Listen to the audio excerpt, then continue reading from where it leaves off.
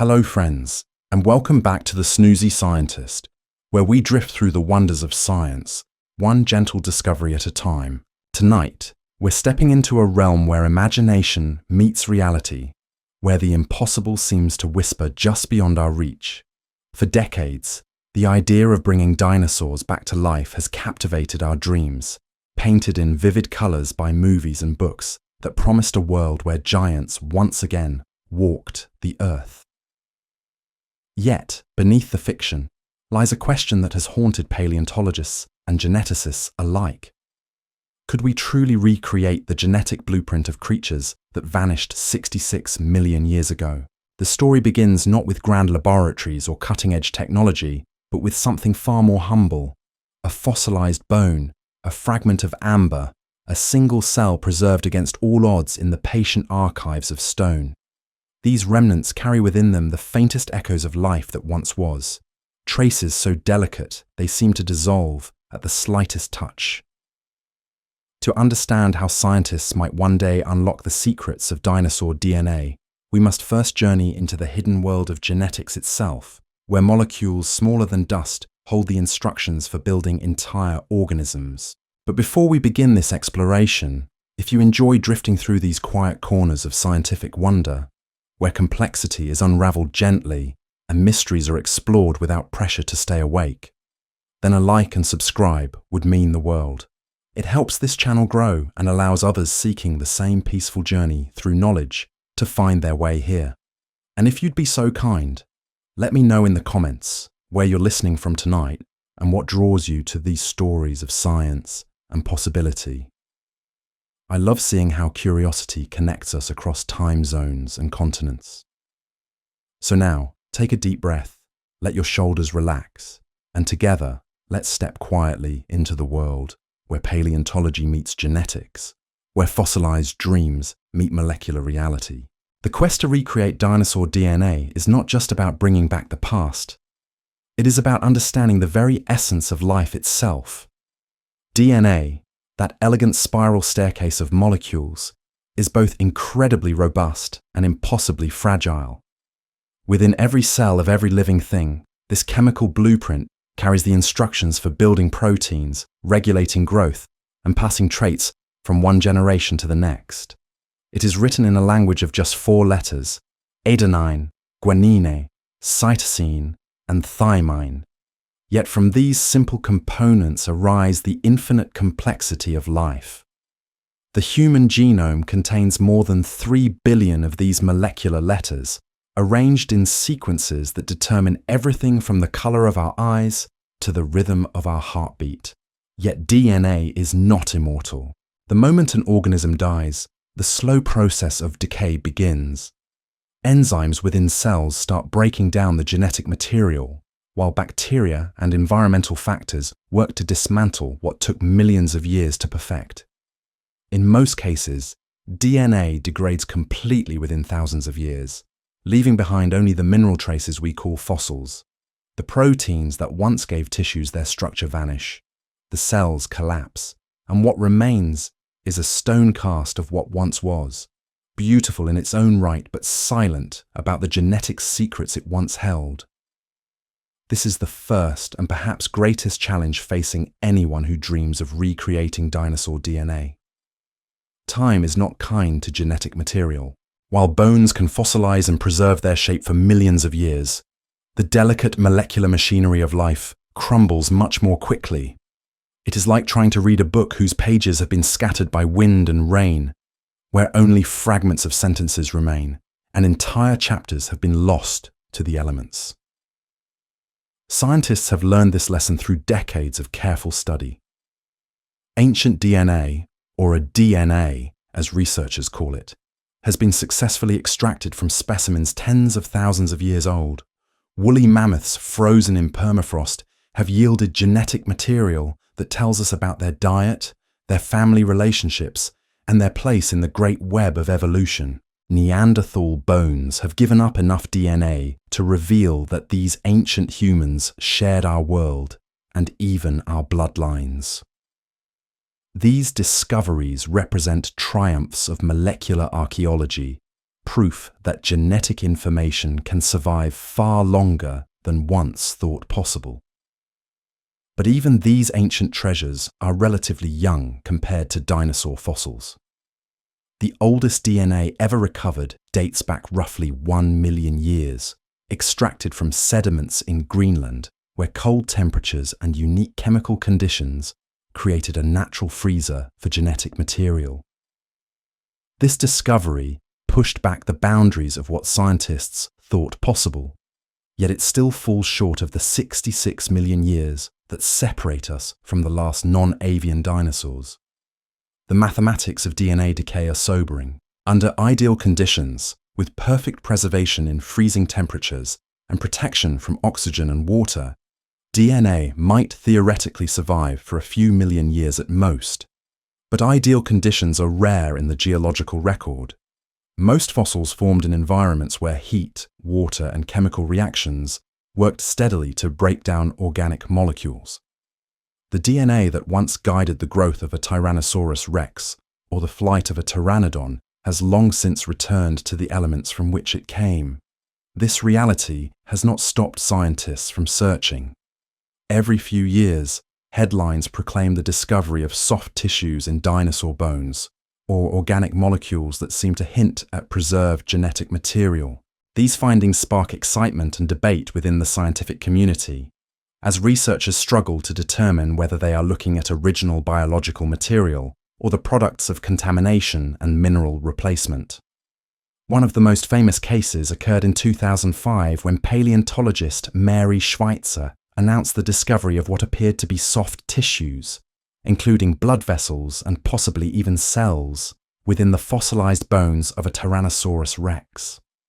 The discovery challenged everything scientists thought they knew about fossilization, suggesting that organic materials might survive far longer than previously believed. Yet subsequent studies revealed a more complex picture. While some organic molecules were indeed present, they appeared to be heavily modified by millions of years of chemical changes, their original structure altered beyond recognition. The search for dinosaur DNA has led scientists to some of the most perfectly preserved fossils on Earth. In the limestone quarries of Germany, specimens of Archaeopteryx lie entombed with such exquisite detail that individual feathers can be seen pressed into the stone.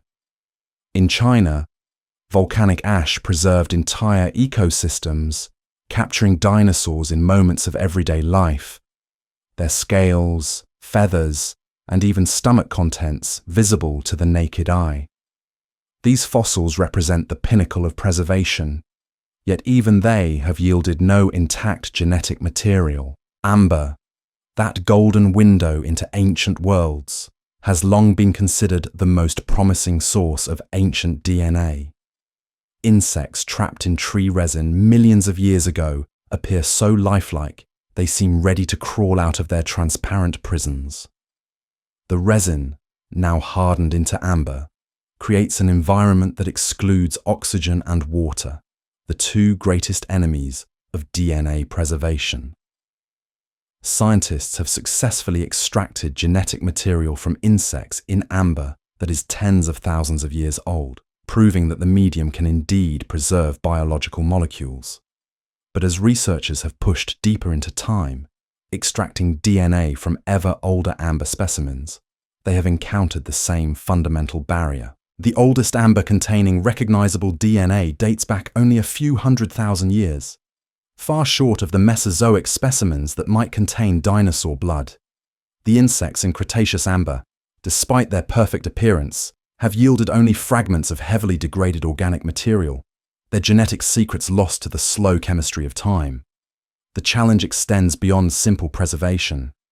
Even if intact dinosaur DNA could somehow be recovered, the genetic material would likely be incomplete, riddled with gaps where entire genes or chromosomes had been lost. Modern DNA sequencing can work with degraded material, piecing together fragments like a jigsaw puzzle, but the puzzle of dinosaur genetics would have pieces scattered across millions of years, with whole sections missing entirely.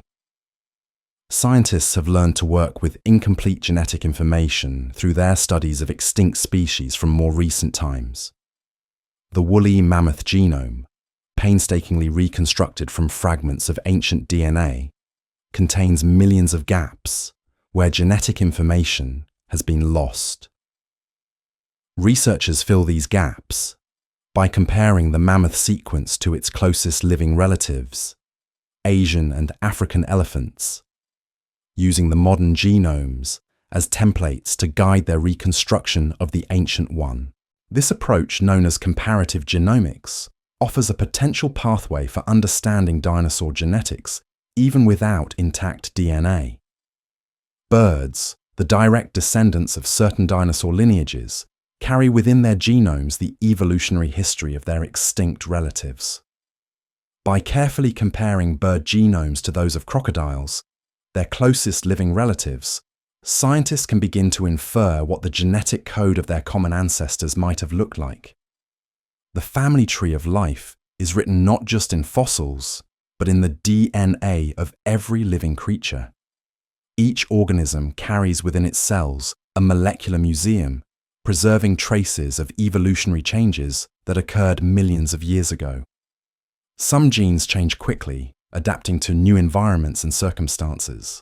Others remain remarkably stable, maintaining their essential functions across vast spans of evolutionary time. These conserved genes offer windows into the deep past, allowing scientists to peer back through the branches of the tree of life. As we drift deeper into this molecular mystery, we begin to see that the quest for dinosaur DNA is not just about finding ancient genetic material. It is about understanding the very nature of evolutionary change, the ways in which information is preserved and lost across geological time, and the limits of what science can achieve when confronted with the vastness of deep time.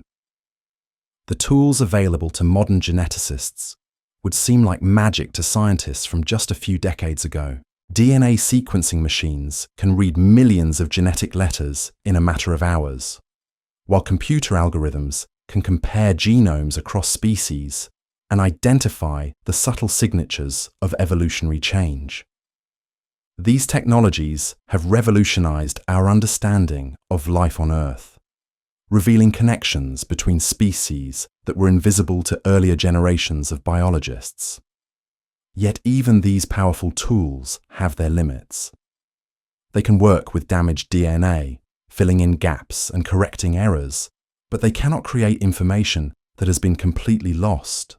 They can infer the likely sequence of ancient genes by comparing related species, but these inferences become less reliable as they stretch deeper into time. The genetic code of a dinosaur, separated from modern birds by 66 million years of evolutionary change, lies near the very edge of what comparative genomics can reliably reconstruct. This is the reality that scientists face as they contemplate the possibility of recreating dinosaur DNA. The challenge is not merely technical, though the technical hurdles are immense. It is also theoretical, pushing against the fundamental limits of information preservation in biological systems. Time erases genetic information just as surely as it erases mountains, and no amount of technological sophistication can recover what has been lost to entropy and decay. Yet the search continues, driven by the same curiosity that has always propelled scientific discovery. Each advance in DNA sequencing technology, each new understanding of how genetic information degrades and is preserved, brings us closer to understanding what might be possible. The dream of dinosaur DNA may never be fully realized, but the pursuit of that dream continues to reveal new truths about life, evolution, and the deep history of our planet. The story of genetic preservation in the natural world reveals patterns that both inspire and humble us. In the permafrost of Siberia, mammoth carcasses emerge from thawing ground with their DNA still readable after tens of thousands of years. The cold acted as nature's freezer, slowing the chemical reactions that normally tear apart genetic molecules. Scientists have used this ancient DNA to piece together the mammoth's genome, revealing details about its diet, its family relationships, and even the color of its woolly coat. These discoveries prove that genetic information can survive far longer than once believed possible, yet they also highlight the extraordinary conditions required for such preservation. The environments where dinosaurs lived and died were far less kind to genetic material. Most dinosaur fossils formed in warm, wet conditions, where rivers deposited sediments over the remains of fallen giants. Heat accelerates the breakdown of DNA, while water and oxygen work together to dissolve the molecular bonds that hold genetic information intact. The tropical and subtropical climates of the Mesozoic era created perfect conditions for fossilization of bones and teeth, but they were hostile to the preservation of delicate organic molecules. Scientists have searched for exceptions, places where unique conditions might have protected dinosaur DNA from the ravages of time. Deep ocean sediments, where cold temperatures and lack of oxygen create natural preservatives, have yielded ancient genetic material from marine organisms. Caves, sealed from air and water for millions of years, sometimes preserve organic compounds that would have vanished elsewhere. Salt deposits, with their ability to desiccate and preserve organic matter, have been explored as potential repositories of ancient life. Yet even in these special environments, the clock of molecular decay continues ticking. DNA is a complex molecule, built from 4 different chemical bases linked together in precise sequences. Each base is held in place by chemical bonds that are strong enough to maintain the structure of the molecule under normal conditions, but weak enough to be broken by heat, radiation, or chemical reactions. Over millions of years, even the most stable bonds eventually fail, causing the genetic code to fragment and scramble beyond recognition. The half-life of DNA, the time it takes for half of the genetic material in a sample to degrade, depends heavily on environmental conditions. In warm, wet environments typical of many dinosaur fossil sites, DNA might last only thousands of years. In cold, dry conditions, it might survive for hundreds of thousands of years. Under the most ideal circumstances imaginable, theoretical calculations suggest that DNA could remain detectable for perhaps a few million years at most. But 66 million years stretches far beyond even the most optimistic estimates. This timeline creates a fundamental barrier between the age of dinosaurs and the age of recoverable DNA. The gap is not merely large, it is qualitatively different from the challenges faced in studying more recent extinctions. When scientists work with mammoth DNA, they are dealing with genetic material that is damaged but recognizable, like a book with torn pages but readable text. Dinosaur DNA, if it could somehow be recovered, would be more like the ashes of a burned library, where only trace elements remain to hint at what was once there.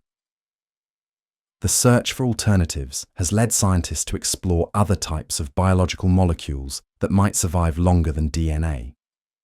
Proteins, the workhorses of cellular machinery, are built from amino acids linked together in long chains. While proteins also degrade over time, some are more resistant to decay than genetic material. Collagen, the protein that gives strength to bones and connective tissues, has been detected in fossils millions of years old. These protein fragments do not contain the detailed instructions found in DNA, but they can provide clues about the evolutionary relationships between extinct and living species.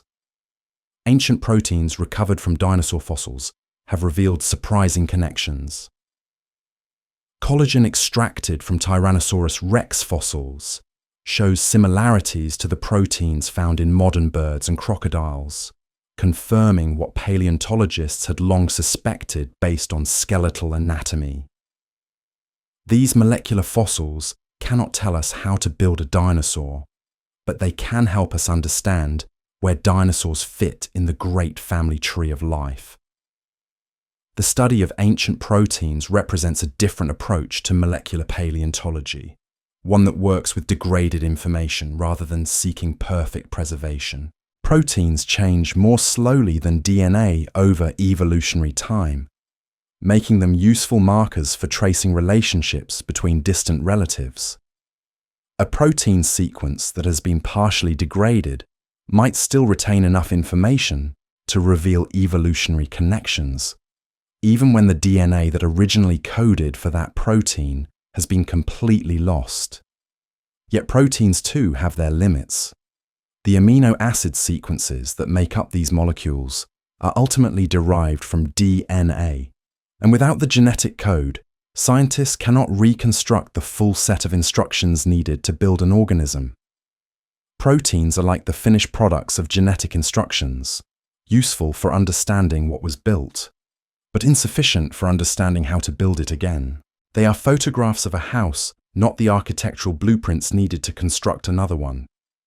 The challenge of incomplete information has led scientists to develop sophisticated methods for filling in genetic gaps.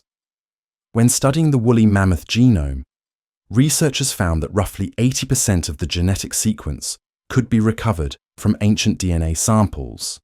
The remaining 20% was reconstructed by comparison with elephant genomes, using the assumption that closely related species share similar genetic sequences.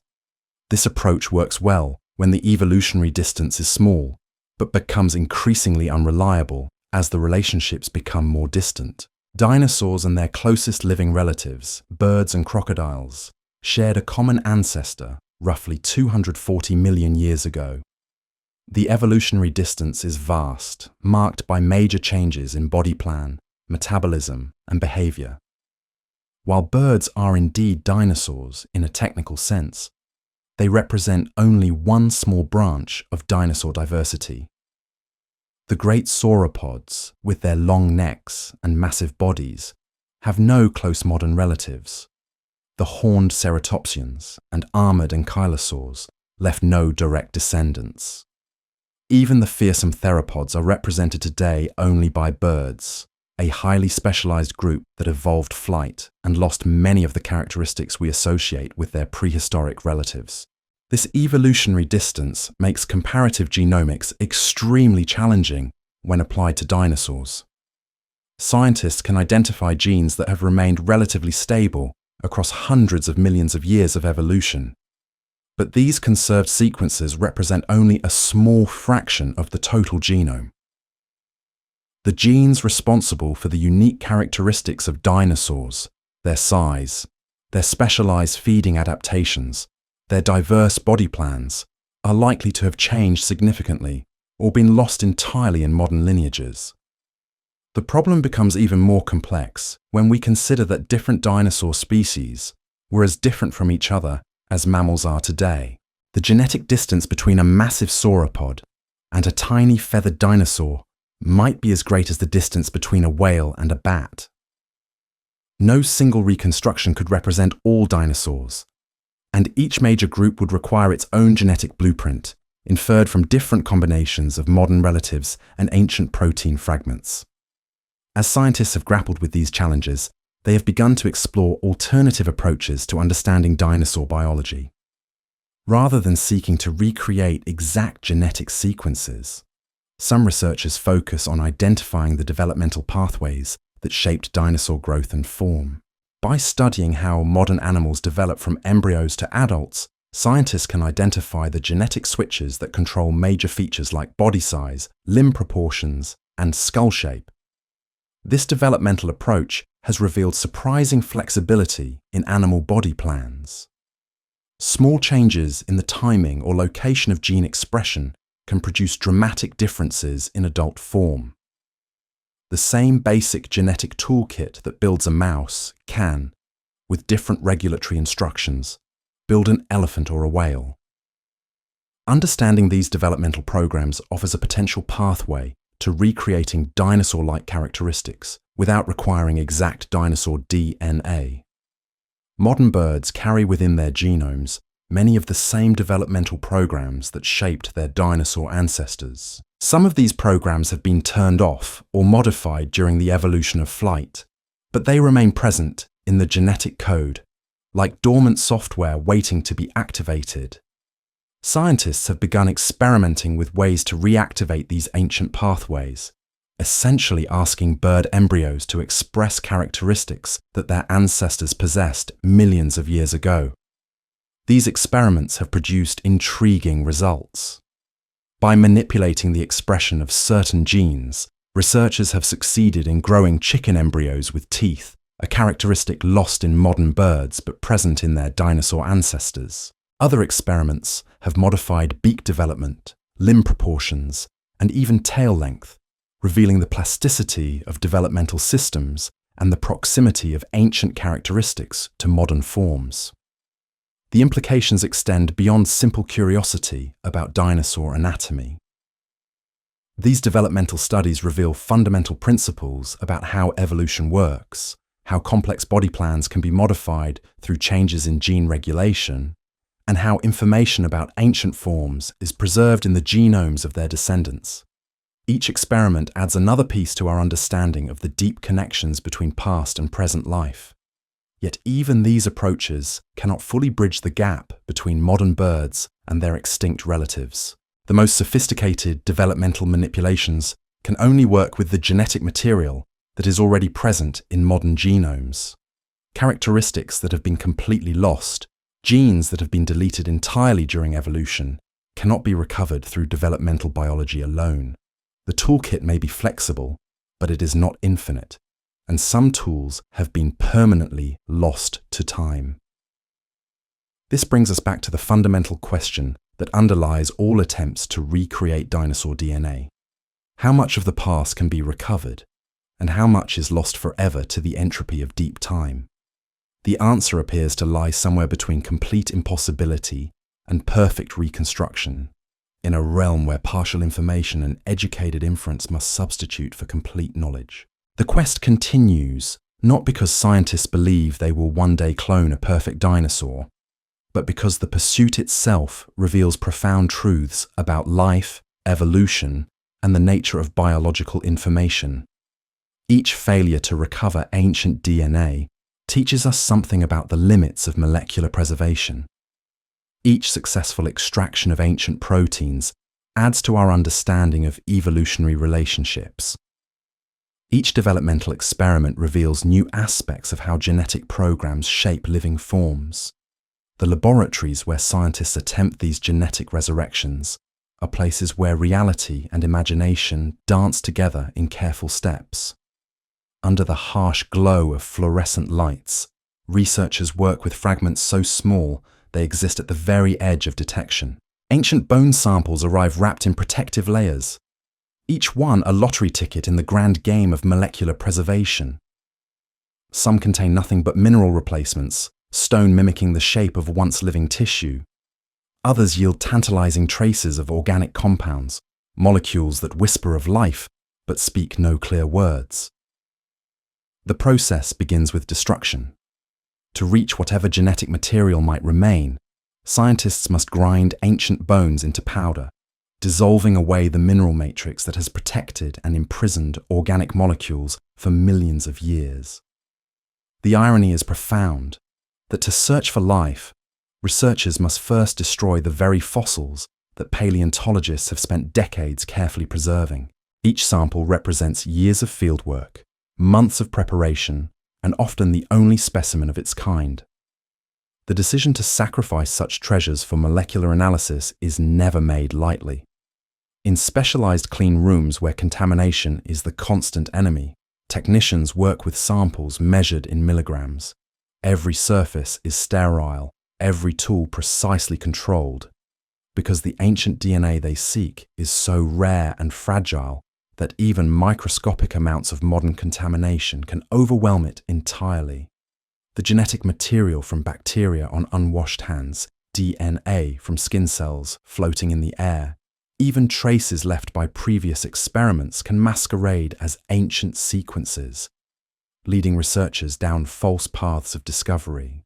The extraction process itself is a marvel of chemical precision. Bones that have lain in the ground for millions of years undergo treatment with carefully chosen solvents and enzymes, each step designed to liberate organic molecules while preserving whatever structure remains. The solutions change color as they work, sometimes revealing the presence of ancient proteins or lipids that have somehow survived the vast journey through time. These color changes bring moments of hope to researchers. though experience has taught them that survival of some organic molecules does not guarantee the preservation of DNA. When samples do yield genetic material, it comes not as the neat double helix portrayed in textbooks, but as a chaos of broken fragments. The elegant spiral staircase has collapsed into scattered steps, individual bases torn from their neighbors by the patient work of entropy. Modern sequencing machines can read these fragments, but the task is like trying to reconstruct a novel from confetti, where most of the words have been lost, and those that remain are often illegible. The computers that analyze this fragmentary data work through millions of possible arrangements, seeking patterns that might represent genuine ancient sequences rather than random noise or modern contamination. Algorithms compare each fragment against vast databases of known DNA, searching for matches that might reveal the identity and relationships of the source organism. The process can take weeks or months as supercomputers work through combinatorial puzzles that would take human researchers lifetimes to solve by hand. Even when authentic ancient DNA is identified, the information it provides is often frustratingly incomplete. A sequence might confirm that a particular fossil belonged to a bird-like dinosaur, or reveal something about its metabolic processes, but it cannot provide the comprehensive blueprint needed to recreate the organism. It is like finding a single page from an instruction manual for building a skyscraper, enough to confirm the building's purpose, but insufficient to guide its reconstruction. The oldest authenticated DNA sequences come from organisms that lived in environments so unusual they border on the impossible. Bacteria trapped in salt crystals, their cellular machinery preserved by dehydration so complete it stopped all chemical processes. Organisms frozen in permafrost where temperatures never rose above the threshold for molecular decay. Marine creatures buried in ocean sediments where lack of oxygen created natural mummification. These extreme preservation environments are rare in the geological record, and none correspond to the conditions where most dinosaur fossils formed. Scientists have learned to recognize the signatures of genuine ancient DNA by its patterns of damage. Time leaves distinctive marks on genetic material, breaking certain chemical bonds more readily than others, creating damage patterns that are difficult for contaminating modern DNA to mimic. These damage patterns become a kind of molecular timestamp, proof that the genetic material has indeed survived from the distant past rather than arriving through recent contamination. Yet even authenticated ancient DNA tells a story of loss as much as preservation. The sequences recovered from mammoth specimens, among the best preserved ancient DNA ever found, represent perhaps 1% of the original genetic information. The remaining 99% has been scattered by time, its molecular bonds broken beyond any hope of recovery. If DNA from specimens only tens of thousands of years old shows such extensive damage, the prospects for recovering meaningful genetic information from fossils millions of times older become vanishingly small. The search has expanded beyond traditional fossil sites to environments where unique preservation might have occurred. Researchers have sampled amber deposits around the world, hoping to find inclusions that might have trapped not just insects, but the genetic material within their bodies. Caves sealed by geological processes have been explored for organic deposits that might have escaped the usual cycles of decay and renewal. Even meteorites have been examined for the possibility that impacts might have flash-frozen organic material in ways that prevented molecular breakdown. Each new sample brings a moment of possibility, followed by the familiar disappointment of degradation, too complete to yield useful information. The pattern has become so consistent that many researchers have shifted their focus from searching for dinosaur DNA to understanding why it cannot be found. The absence of genetic material has become data in its own right, teaching scientists about the fundamental limits of molecular preservation in geological time. This shift in perspective has led to new approaches to understanding ancient life. Rather than seeking perfect genetic blueprints, researchers now focus on extracting whatever molecular information remains, no matter how fragmentary. Ancient proteins, though damaged and incomplete, can still reveal evolutionary relationships. Lipids from cell membranes can provide clues about metabolism and diet. Even the isotopic composition of fossilized tissues tells stories about ancient environments and ways of life. The technology for analyzing these molecular fossils continues to advance at a remarkable pace. Mass spectrometers can now identify single molecules from samples smaller than grains of sand. DNA sequencing machines grow more sensitive each year, capable of working with ever smaller amounts of genetic material.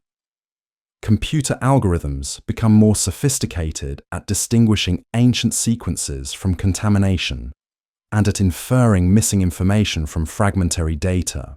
Yet these technological advances also reveal more clearly the magnitude of the challenges involved. Each improvement in analytical capability shows in greater detail just how thoroughly ancient genetic material has been degraded. More sensitive instruments detect more fragments, but they also reveal more completely the extent of molecular damage that has accumulated over millions of years. The tools grow sharper, but the fundamental barriers remain unmoved. The theoretical limits of DNA preservation have been calculated and recalculated by researchers, hoping to find loopholes in the laws of chemistry and physics. Under the most optimistic assumptions, using the most stable possible environmental conditions, DNA might theoretically remain detectable for a few million years at most. But these calculations assume perfect conditions that have never been observed in nature, and they ignore the reality that even slightly elevated temperatures or brief exposure to water can accelerate decay rates by orders of magnitude. The mathematics are unforgiving. Each year that passes sees a certain percentage of remaining DNA molecules break down irreversibly. After 66 million years, even starting with perfect preservation, the probability that any intact genetic information remains approaches zero. It is not merely unlikely but mathematically impossible, given our current understanding of molecular stability and the conditions under which dinosaur fossils formed. This reality has not stopped the search entirely, but it has changed its character. Scientists continue to analyze dinosaur fossils for molecular information, but they do so with the understanding that complete genetic reconstruction is beyond reach.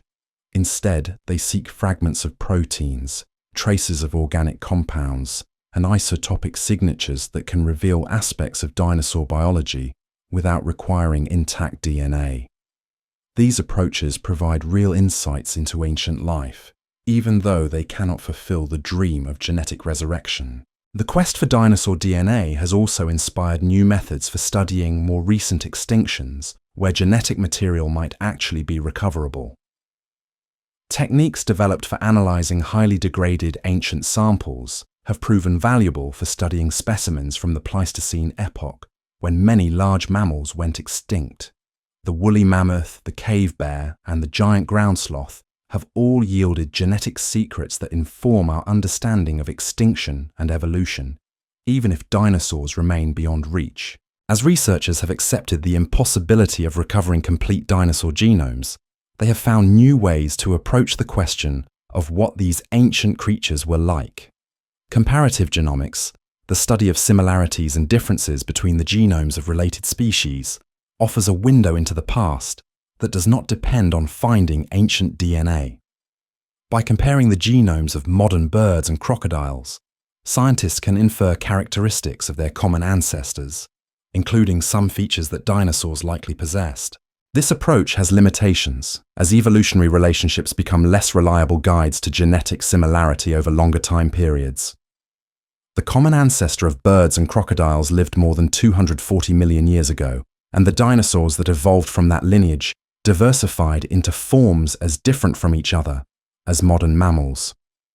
No single ancestral genome can represent the full diversity of dinosaur life, and the characteristics unique to particular dinosaur groups may have been lost entirely in modern lineages. Yet comparative genomics has revealed surprising connections between past and present.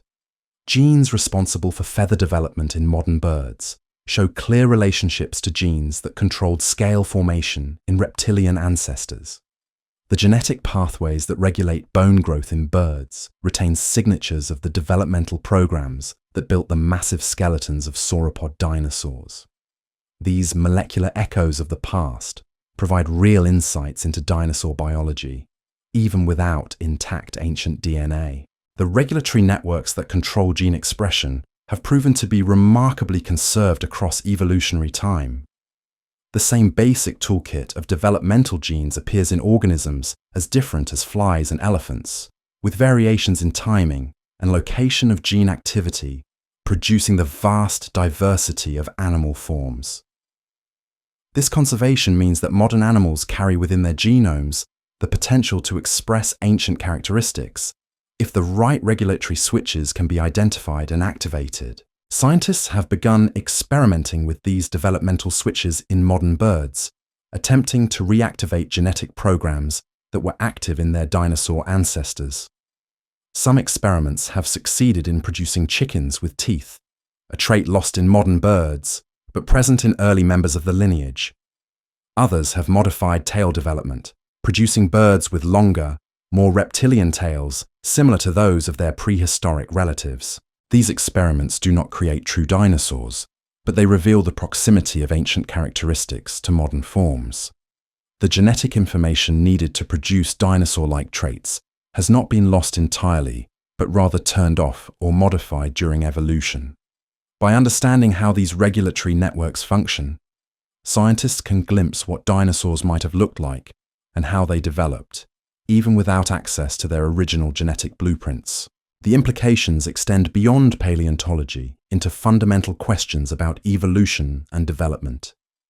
The experiments reveal that evolution often works by modifying existing genetic programs rather than inventing entirely new ones. The toolkit for building animal bodies is ancient and conserved, with innovation arising from new combinations and regulations of existing components, rather than from the creation of novel genetic elements. This understanding has transformed the way scientists think about the relationship between ancient and modern life. Rather than viewing extinction as complete loss, researchers now recognize that many characteristics of extinct organisms persist in modified form in their descendants. The genetic programs that built dinosaurs have not vanished, but have been repurposed and refined to build the modern animals that surround us today. The search for dinosaur DNA continues, driven now more by the insights it provides into the nature of life itself than by hopes of genetic resurrection. Each failed attempt to extract ancient genetic material teaches researchers something new about molecular preservation, evolutionary relationships, or the limits of current technology. The quest has become its own form of discovery, revealing truths about biology that could not have been learned any other way. In laboratories around the world, scientists continue to push against the barriers that separate the present from the deep past. Their tools grow more sophisticated, their methods more refined, but the fundamental challenges remain unchanged. Time is the enemy of information, and 66 million years represents a gulf that may never be fully bridged by molecular archaeology. Yet the dream persists, not because scientists believe they will one day sequence a complete dinosaur genome, but because the attempt itself continues to yield unexpected discoveries. Each sample analyzed, each method tested, each theory explored adds to our understanding of how life works, how it changes over time, and how information is preserved and lost in the great library of evolution. The story of dinosaur DNA is ultimately a story about the limits of knowledge and the persistence of wonder. It reminds us that some mysteries may forever remain beyond our grasp, not because our tools are inadequate, but because time itself has erased the evidence we seek. In accepting these limits, we find new ways to explore the past and new appreciation for the fragments of ancient life that do survive in the fossil record and in the genomes of living creatures. The laboratories where these molecular detective stories unfold are places of extraordinary precision, where the smallest contamination can derail months of careful work. Scientists working with ancient samples operate in clean rooms that would make hospital surgeries seem casual by comparison. Every breath of air is filtered multiple times, every surface sterilized with ultraviolet light, and researchers dress in full protective suits that leave no skin exposed to the sterile environment. The enemy they fight is invisible but omnipresent. The constant threat of modern DNA infiltrating their samples and masquerading as ancient genetic material. The irony of this work is profound. To search for the most ancient genetic information on Earth, scientists must create some of the most artificial environments ever devised by human ingenuity. The clean rooms exist in a state of suspended animation, sealed away from the biological world that surrounds them, because that very world teems with DNA that could overwhelm the faint molecular whispers they seek to detect. A single skin cell from an unwashed hand contains more genetic material than might survive in an entire dinosaur bone, making contamination not just a risk, but an inevitability without extreme precautions. The process of extracting whatever molecular information might remain begins with destruction that feels almost sacrilegious. Fossils that paleontologists spent years carefully excavating from ancient rock formations are ground into powder by machines that reduce millions of years of preservation to dust in minutes. Each gram of bone powder represents countless hours of fieldwork, months of preparation in fossil labs, and often specimens that are unique in museums around the world. The decision to sacrifice these treasures for molecular analysis requires a kind of scientific courage, betting irreplaceable fossils against the slim chance of finding preserved genetic material. The chemical baths that follow are exercises in molecular archaeology, carefully calibrated to dissolve away the mineral matrix that has replaced organic material while preserving whatever traces of original biology might remain. Solutions of acids and bases work through the powder grain by grain, each step monitored by instruments sensitive enough to detect individual molecules. The process can take days or weeks, as technicians adjust pH levels and temperature with the precision of master chefs following ancient recipes, except their ingredients are measured in parts per billion, and their final dish might be a single strand of DNA too small to see. When the extraction is complete, what remains often looks like nothing at all, clear liquid that might be mistaken for distilled water. Yet within that transparent solution, if the researchers are extraordinarily fortunate, might float molecules that once guided the development of creatures that ruled the earth when flowering plants were new and mammals were still small and hidden. The possibility hangs in the air of every laboratory like a shared dream, remote but tantalizing, driving scientists to continue work that more often ends in disappointment than discovery. The machines that analyze these molecular ghosts are marvels of engineering that push the boundaries of what physics allows. DNA sequencing devices can detect and identify genetic fragments consisting of only a few dozen molecular letters, reading information encoded in structures so small that millions could fit on the head of a pin. Mass spectrometers weigh individual molecules with precision that would be equivalent to detecting the difference between a grain of sand and a grain of sand plus a single atom.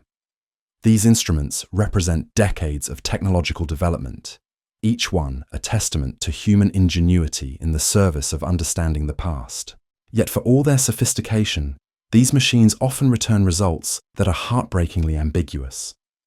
A peak on a graph might indicate the presence of an ancient protein, or it might represent contamination from bacterial colonies that have made their home in fossil bone for thousands of years. A genetic sequence might belong to a dinosaur, or it might come from a bird that died yesterday and left microscopic traces on laboratory equipment. The art of molecular paleontology lies not just in detecting these signals, but in distinguishing genuine ancient information from the noise of the modern world that surrounds every sample. The computers that process this data work through problems of staggering complexity, comparing fragmentary sequences against databases containing the genetic information of every organism ever studied. Algorithms search for patterns in damaged DNA like archaeologists searching for pottery shards in a bombed library. trying to piece together meaning from fragments that time has scattered and degraded. The calculations can run for weeks on supercomputers, generating millions of possible interpretations of the same fragmentary data, each possibility ranked by probability, but none offering certainty. The patterns that emerge from this computational archaeology tell stories of loss as much as preservation. Even in the best preserved ancient samples, genetic information survives in fragments so small they represent less than 1% of the original genome. The remaining 99% has been lost to chemical reactions that break molecular bonds, to bacterial action that recycles organic matter, and to the simple passage of time that reduces all complexity to simpler forms. The DNA that scientists do recover often shows damage patterns so distinctive they serve as molecular fingerprints, proving authenticity precisely because they demonstrate how thoroughly time has worked to destroy the very information researchers seek to preserve. These damage patterns have become a new kind of molecular clock, allowing scientists to estimate how long genetic material has been degrading and under what conditions it has survived. DNA breaks down in predictable ways, with certain chemical bonds failing before others, creating signatures that are difficult for modern contamination to mimic. By studying these patterns of decay, researchers have learned to recognize authentic ancient DNA, even when it comes in fragments too small to identify by sequence alone. The mathematics of molecular decay paint a sobering picture of what is possible in the realm of genetic paleontology. Each year that passes sees a predictable percentage of remaining DNA molecules break apart irreversibly, their chemical bonds severed by background radiation, thermal motion, and chemical reactions with water and oxygen. The process follows exponential decay curves that are as inescapable as the laws of physics themselves, creating barriers that no amount of technological advancement can overcome. Under ideal conditions, in environments colder than any natural habitat on Earth, completely isolated from water and oxygen, protected from radiation and chemical contamination, DNA might theoretically survive for a few million years at most. But these perfect conditions have never been observed in nature, and even brief exposure to the elements can accelerate decay rates by factors of hundreds or thousands. The tropical and subtropical environments where most dinosaur fossils formed were particularly hostile to genetic preservation, with warm temperatures and abundant water creating conditions that would destroy DNA in geological instants.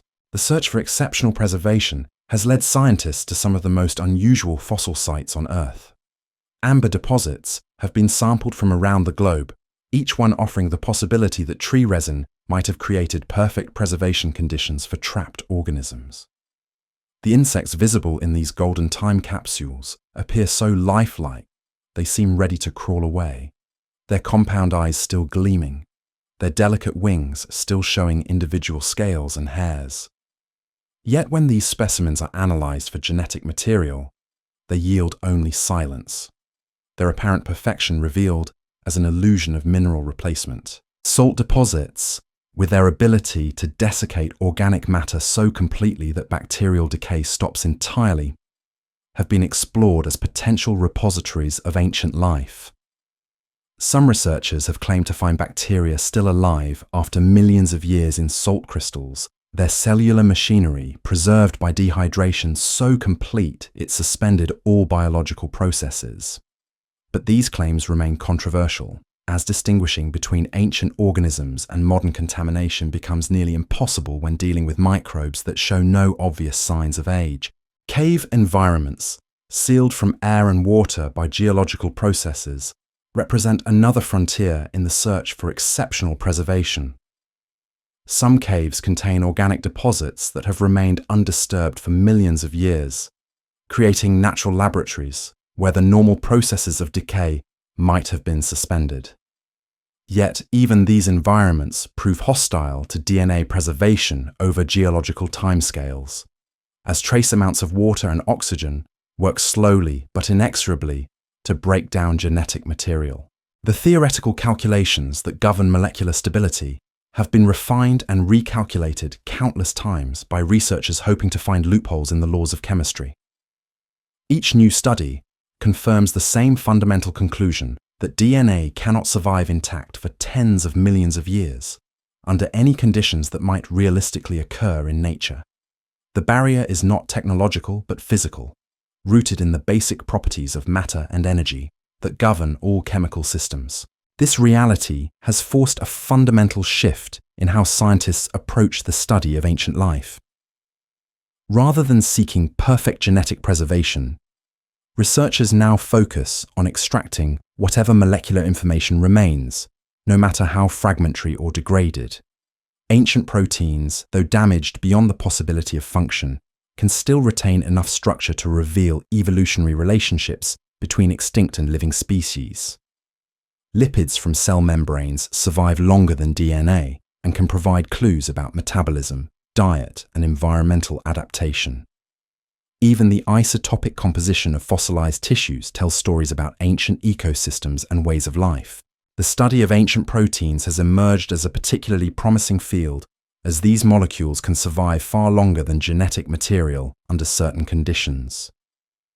Collagen, the protein that gives structure to bones and connective tissues, has been detected in fossils tens of millions of years old. While these protein fragments cannot provide the detailed instructions contained in DNA, they can reveal evolutionary relationships and biological processes that are invisible in traditional fossil studies. Mass spectrometry techniques have been developed specifically for analyzing these ancient protein fragments. Instruments so sensitive, they can identify individual amino acids in samples degraded beyond recognition. The patterns of amino acid sequences in ancient proteins can be compared to those in modern organisms, revealing evolutionary relationships that complement and sometimes contradict conclusions drawn from anatomical studies of fossil bones and teeth. The discovery of ancient proteins in dinosaur fossils has provided some of the strongest molecular evidence for the evolutionary connection between dinosaurs and modern birds. Collagen sequences extracted from Tyrannosaurus rex bones show clear similarities to the corresponding proteins in chickens and other birds, supporting the conclusion that birds are indeed living dinosaurs, the sole surviving branch of a once diverse group. Yet even these protein studies face fundamental limitations imposed by the chemistry of molecular decay. Proteins are built from chains of amino acids held together by chemical bonds that are stronger than those in DNA, but they too eventually succumb to the patient work of entropy. The amino acid sequences that scientists recover from ancient fossils are often heavily modified by millions of years of chemical changes, their original structure altered beyond the possibility of functional reconstruction. The search for molecular information in fossils has also revealed the importance of mineralization processes in determining what biological information might be preserved. Fossils form through complex interactions between organic tissues and the chemical environment in which they are buried, with different minerals replacing biological materials in ways that sometimes preserve microscopic details and sometimes erase all traces of original structure. Pyrite, a mineral formed in oxygen-poor environments, can create fossils of extraordinary detail, preserving cellular structures so fine they reveal individual organelles within ancient cells. But the same chemical processes that create such exquisite preservation also tend to destroy organic molecules, leaving behind perfect stone replicas of life forms, whose biological essence has vanished entirely. Silica replacement, common in fossils formed in volcanic environments, can preserve organic molecules longer than other mineralization processes. But the extreme conditions required for silicification often occur in environments too harsh for DNA survival. The preservation of form and the preservation of molecular information appear to require different and sometimes contradictory conditions, making the discovery of fossils that contain both anatomical detail and genetic material extraordinarily rare. The techniques developed for studying molecular fossils have found applications far beyond paleontology, contributing to fields as diverse as archaeology, forensic science, and astrobiology. Methods for extracting and analyzing degraded DNA have proven valuable for studying historical specimens in museum collections, ancient human remains, and even samples from extreme environments that might serve as analogues for life on other planets. The search for life on Mars has been informed by studies of DNA preservation in Earth's most hostile environments. As scientists seek to understand what biosignatures might survive in Martian rocks and soils, the techniques developed for detecting trace amounts of organic molecules in fossil samples could potentially identify signs of ancient life on other worlds, even if that life used biochemical systems completely different from those found on Earth. Each advance in molecular paleontology reveals new aspects of how information is preserved and lost over geological timescales. The patterns of molecular decay provide insights into the fundamental processes that govern all biological systems, from the chemistry of cellular metabolism to the physics of molecular stability. These discoveries contribute to our understanding of life itself, revealing the delicate balance of forces that maintain biological organization against the constant pressure of entropy. The field has also contributed to conservation biology by providing new tools for studying recently extinct species and understanding the genetic factors that contribute to extinction risk. DNA extracted from museum specimens collected over the past century can reveal how genetic diversity has changed in response to habitat loss, climate change, and human activities, providing crucial information for protecting endangered species. As the search for dinosaur DNA continues, driven more by the insights it provides than by hopes of success, scientists have learned to find wonder in failure as much as in discovery. Each unsuccessful attempt to extract ancient genetic material teaches something new about the limits of molecular preservation, the processes of fossilization, or the evolution of analytical techniques. The quest has become its own form of exploration, revealing territories of knowledge that could not have been mapped any other way. The dream of recreating dinosaur DNA persists in popular culture and scientific imagination, not because researchers believe it will one day be achieved, but because the dream itself serves important functions in how we understand our relationship to the natural world. It connects us to the deep past in ways that transcend the limitations of fossil bones and museum displays, making ancient life feel immediate and real in ways that pure imagination cannot achieve. The ethical questions raised by hypothetical genetic resurrection have proven as complex and fascinating as the technical challenges themselves. Even if dinosaur DNA could somehow be recovered and reconstructed, the question remains whether such creatures should be brought back to a world that has moved on without them. These discussions have contributed to broader conversations about conservation, extinction, and humanity's responsibility toward the natural world. The laboratories where scientists continue this work represent a unique intersection of past and future. Places where cutting-edge technology serves the ancient human desire to understand our origins and our place in the great sweep of evolutionary time.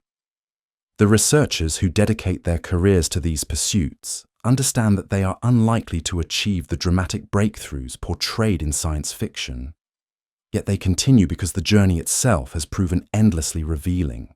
The story of genetic resurrection extends beyond the laboratory into the realm of developmental biology, where scientists have discovered that the blueprints for ancient life may be hiding in plain sight. Within the genomes of modern animals lies a treasure trove of evolutionary memory, genetic programs that were once active in their ancestors but have since been silenced or modified. These dormant pathways represent a different approach to understanding prehistoric life, one that works with the living rather than the long dead. Every embryo that develops in the modern world follows instructions written millions of years ago. The genes that guide a chick as it grows from a single fertilized cell into a feathered bird are the same fundamental tools that once shaped the development of its dinosaur ancestors. Evolution rarely invents entirely new genetic programs, instead preferring to modify existing ones, turning genes on and off at different times or in different places to create the stunning diversity of life we see today. This conservation of developmental machinery has profound implications for understanding extinct animals. A chicken embryo carries within its genome the potential to express characteristics that were lost when birds evolved from their dinosaur ancestors. The genes for growing teeth still exist in bird genomes, silenced by regulatory switches but not deleted entirely. The pathways that once built long reptilian tails remain intact, waiting for the right molecular signals to activate them once again. Scientists have begun to explore these genetic time capsules through carefully controlled experiments that attempt to reactivate ancient developmental programs in modern animals. The work requires extraordinary precision, as the regulatory networks that control gene expression are incredibly complex, with thousands of genetic switches working together to orchestrate the development of a single organism. Changing one switch can have cascading effects throughout the entire developmental program, sometimes producing desired ancestral characteristics, and sometimes creating developmental abnormalities that are incompatible with life. The first successful attempts at what researchers call paleogenetic resurrection involved relatively simple modifications to tooth development in birds. By altering the expression of genes that control oral development, scientists succeeded in growing chicken embryos with small teeth, structures that had been lost in the bird lineage more than 60 million years ago. These teeth were species, but they demonstrated that the genetic machinery not identical to those of specific dinosaur for tooth formation had been preserved despite millions of years of evolutionary change. The experiments revealed something remarkable about the nature of evolutionary loss. Characteristics that appear to have vanished entirely from a lineage may still exist in modified form, their expression suppressed rather than their underlying genetic basis eliminated. This discovery has changed how scientists think about extinction and evolution, suggesting that the past may be more accessible in the present than previously imagined. Subsequent experiments have targeted other aspects of ancient anatomy, with varying degrees of success. Researchers have modified tail development in bird embryos, producing structures more similar to the long tails of their dinosaur ancestors. Others have altered limb development, attempting to recreate the proportions and arrangements that characterize different groups of extinct reptiles. Each experiment provides insights into the developmental processes that shaped ancient animals, even when the results fall short of perfect reconstruction. The challenges of this developmental approach are formidable. The regulatory networks that control gene expression have evolved continuously since the time of dinosaurs, with new layers of control added and old pathways modified in ways that make it difficult to predict how ancient programs might have functioned. Attempting to reactivate a genetic pathway that was last fully active 100 million years ago is like trying to run software written for obsolete computers on modern systems, possible in theory but requiring extensive modification and troubleshooting. The embryos produced in these experiments often do not survive to hatching, their developmental programs disrupted by the artificial reactivation of ancient pathways. The genetic switches that control development exist in delicate balance, and changing one aspect of the program can have unintended consequences throughout the organism, even when experiments produce the desired ancestral characteristics. The resulting animals may not be viable outside the carefully controlled environment of the laboratory. These limitations highlight a fundamental difference between developmental paleogenetics and true genetic resurrection. While scientists can coax modern animals to express some characteristics of their ancestors, they cannot recreate the complete developmental program that built an extinct species. The regulatory networks that controlled dinosaur development were tuned by millions of years of evolution to work together in precise coordination, a harmony that cannot be recreated by selectively reactivating individual components. Yet the insights gained from these experiments extend far beyond their immediate results. Each successful modification reveals something new about how developmental programs are organized and how they have changed over evolutionary time. The work has contributed to understanding of fundamental biological processes, from the molecular mechanisms that control gene expression to the ways in which complex body plans can be modified through relatively simple genetic changes. The field has also revealed unexpected connections between seemingly unrelated aspects of animal anatomy. experiments designed to modify one characteristic often produce changes in others, demonstrating the interconnected nature of developmental programs. Altering beak development in birds can affect skull shape, brain organization, and even digestive system structure, showing how evolution must coordinate changes across multiple organ systems to produce viable organisms. These discoveries have implications that reach beyond the study of extinct animals into the realm of evolutionary biology more broadly. The experiments demonstrate that evolution is not a one-way process of irreversible change, but rather a continuous modification of existing genetic programs that preserves the potential for ancestral characteristics to reappear under the right circumstances. This understanding has changed how scientists think about the relationship between past and present life, revealing the deep connections that link all living things across vast spans of evolutionary time. The techniques developed for developmental paleogenetics have found applications in other fields, contributing to research on birth defects, cancer, and regenerative medicine.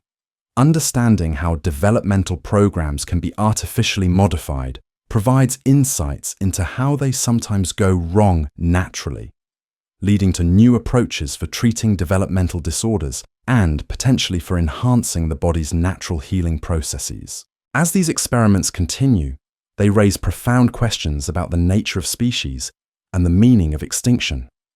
If scientists can induce modern birds to express characteristics of their dinosaur ancestors, are they creating something genuinely new or simply revealing hidden aspects of existing animals? The boundary between reconstruction and creation becomes increasingly blurred as researchers gain more sophisticated control over developmental processes. The work also touches on ethical considerations that parallel those raised by more traditional approaches to genetic resurrection. Even if scientists cannot recreate true dinosaurs through developmental manipulation, they can potentially create animals with dinosaur-like characteristics that would be unlike anything currently alive. The question of whether such creatures should be brought into existence remains as complex as the technical challenges involved in creating them. The public fascination with these experiments often exceeds their actual scope and limitations, with media reports sometimes suggesting that scientists are closer to creating living dinosaurs than the evidence supports. Researchers working in the field have learned to balance enthusiasm for their discoveries with careful explanation of what the work can and cannot achieve, emphasizing that reactivating ancient developmental programs is not the same as recreating extinct species. The journey into developmental paleogenetics has also revealed the importance of studying modern animal development as a window into the past.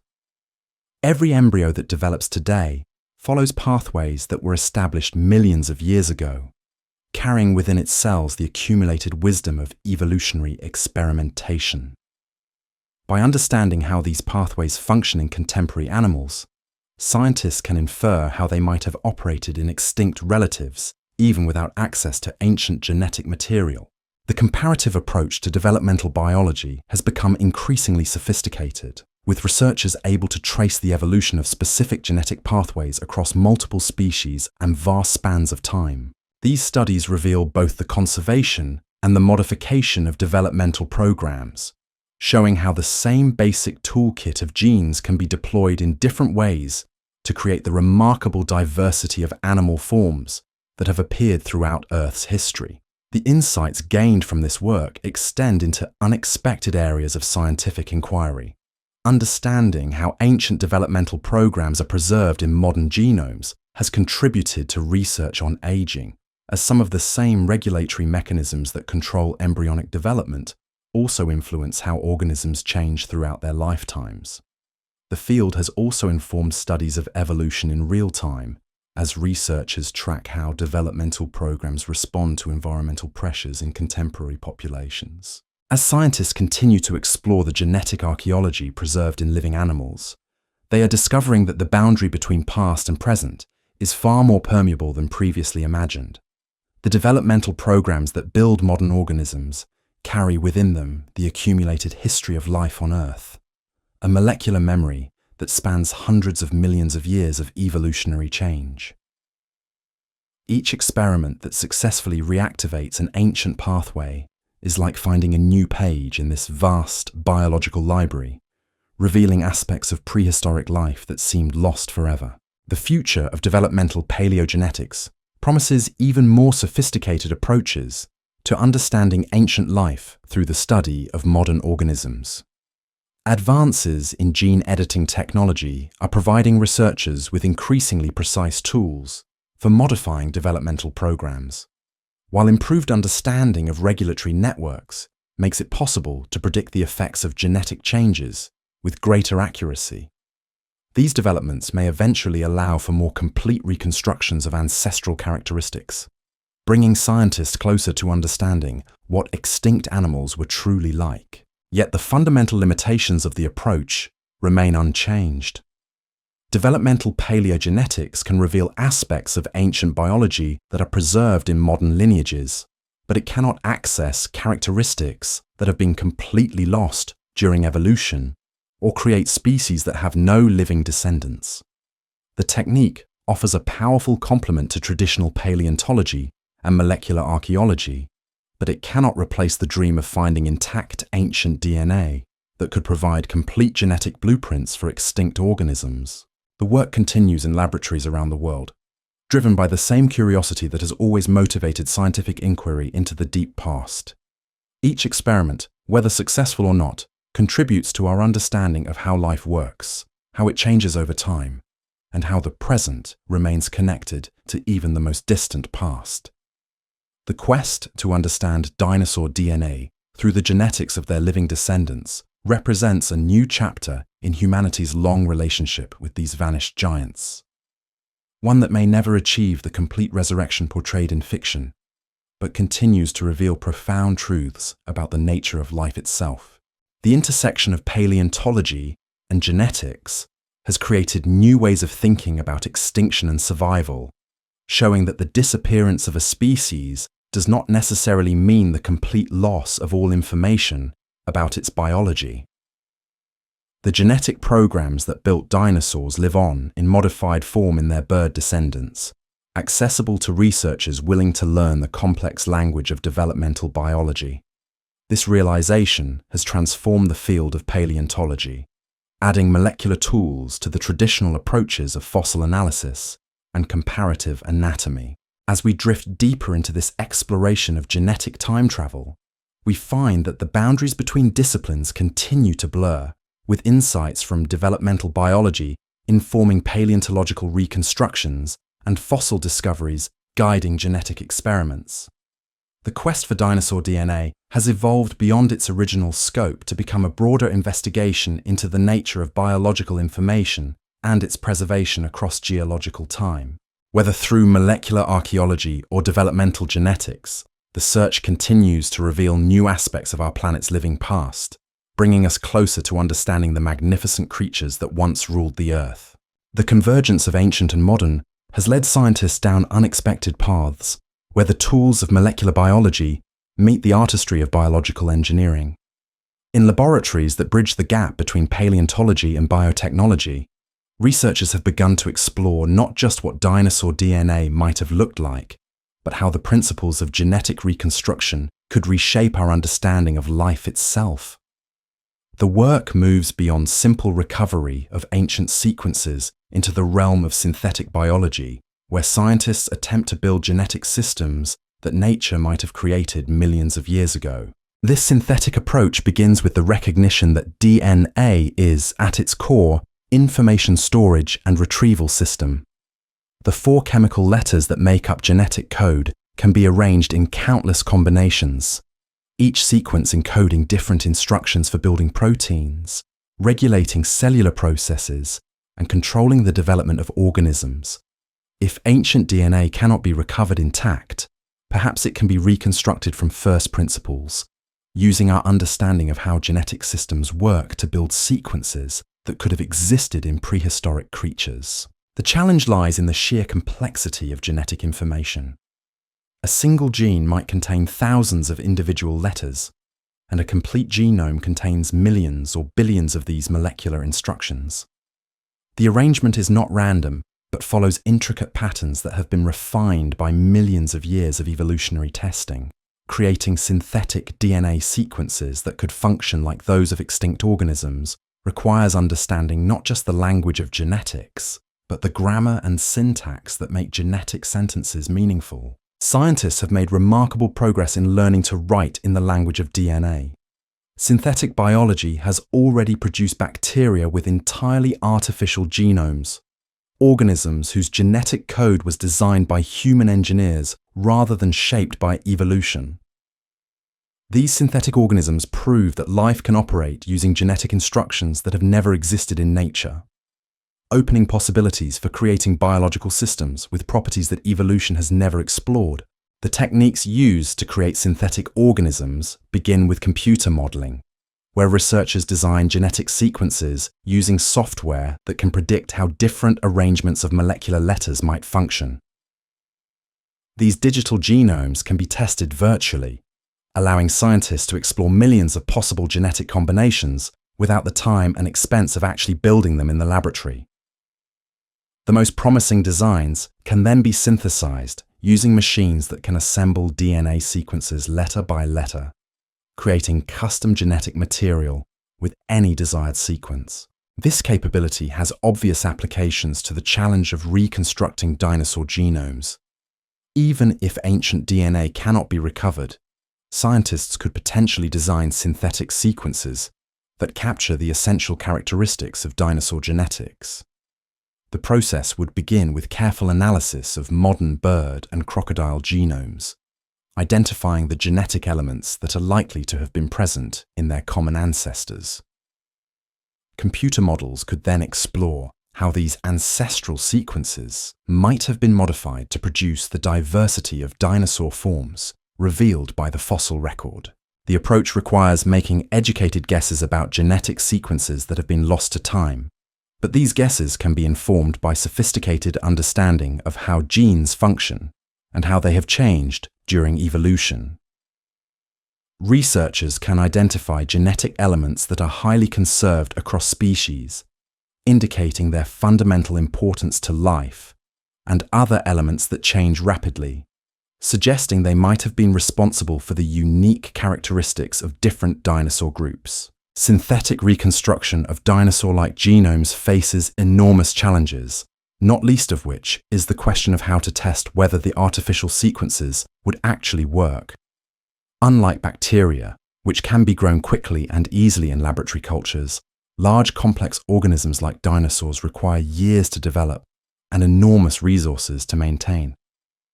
Even if scientists could design synthetic DNA that might have existed in dinosaurs, proving that it functions correctly would require creating living organisms, a step that raises profound ethical and practical questions. The complexity of genetic regulation adds another layer of difficulty to synthetic approaches.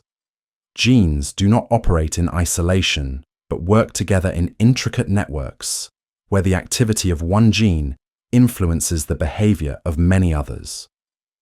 Creating synthetic DNA sequences that could function like those of dinosaurs requires understanding not just individual genes, but the regulatory systems that coordinate their activity. These regulatory networks have evolved over millions of years and involve thousands of interacting components, making them extraordinarily difficult to replicate artificially. Despite these challenges, the synthetic approach to understanding dinosaur genetics has already yielded valuable insights.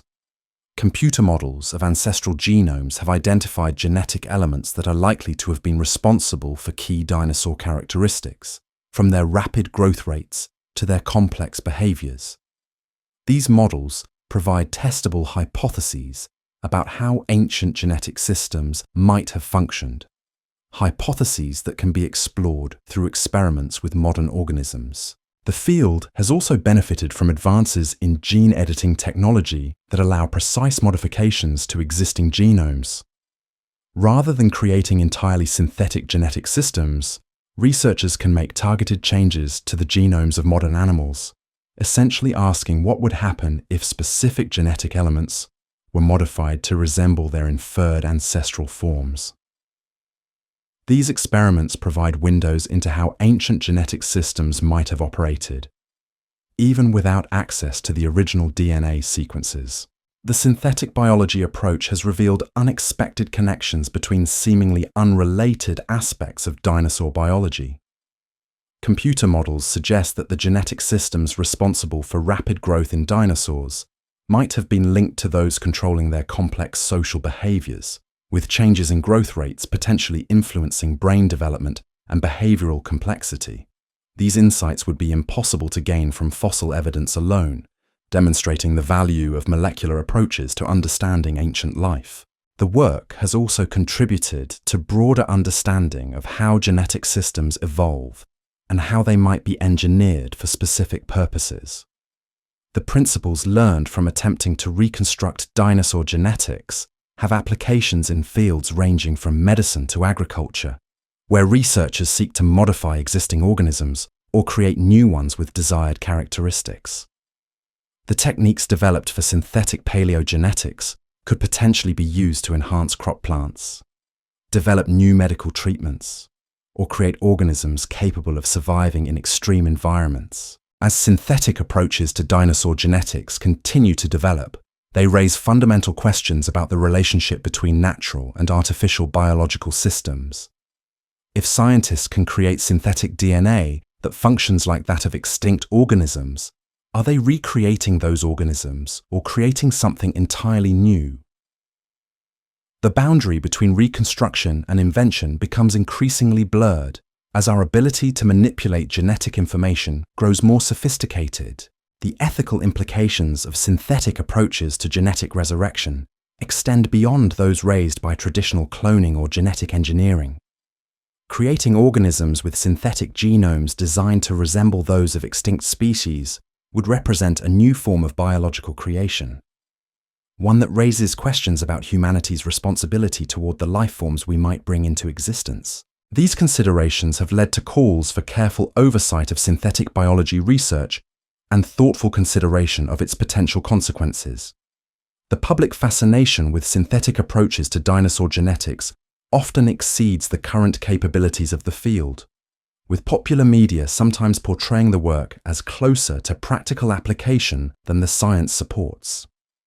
Researchers have learned to balance enthusiasm for their discoveries with realistic assessments of what can and cannot be achieved with current technology, emphasizing that synthetic reconstruction of complex organisms remains a distant prospect despite rapid advances in genetic engineering. The interdisciplinary nature of synthetic paleogenetics has brought together researchers from fields that traditionally had little interaction.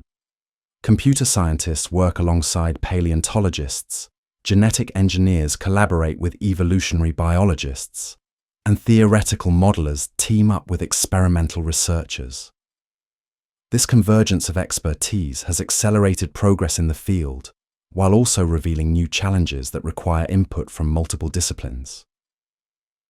The computational requirements for synthetic genome design are enormous, requiring supercomputers to model the interactions between thousands of genes and their regulatory elements. These calculations push the limits of current computer technology, leading to innovations in both hardware and software that have applications far beyond paleogenetics.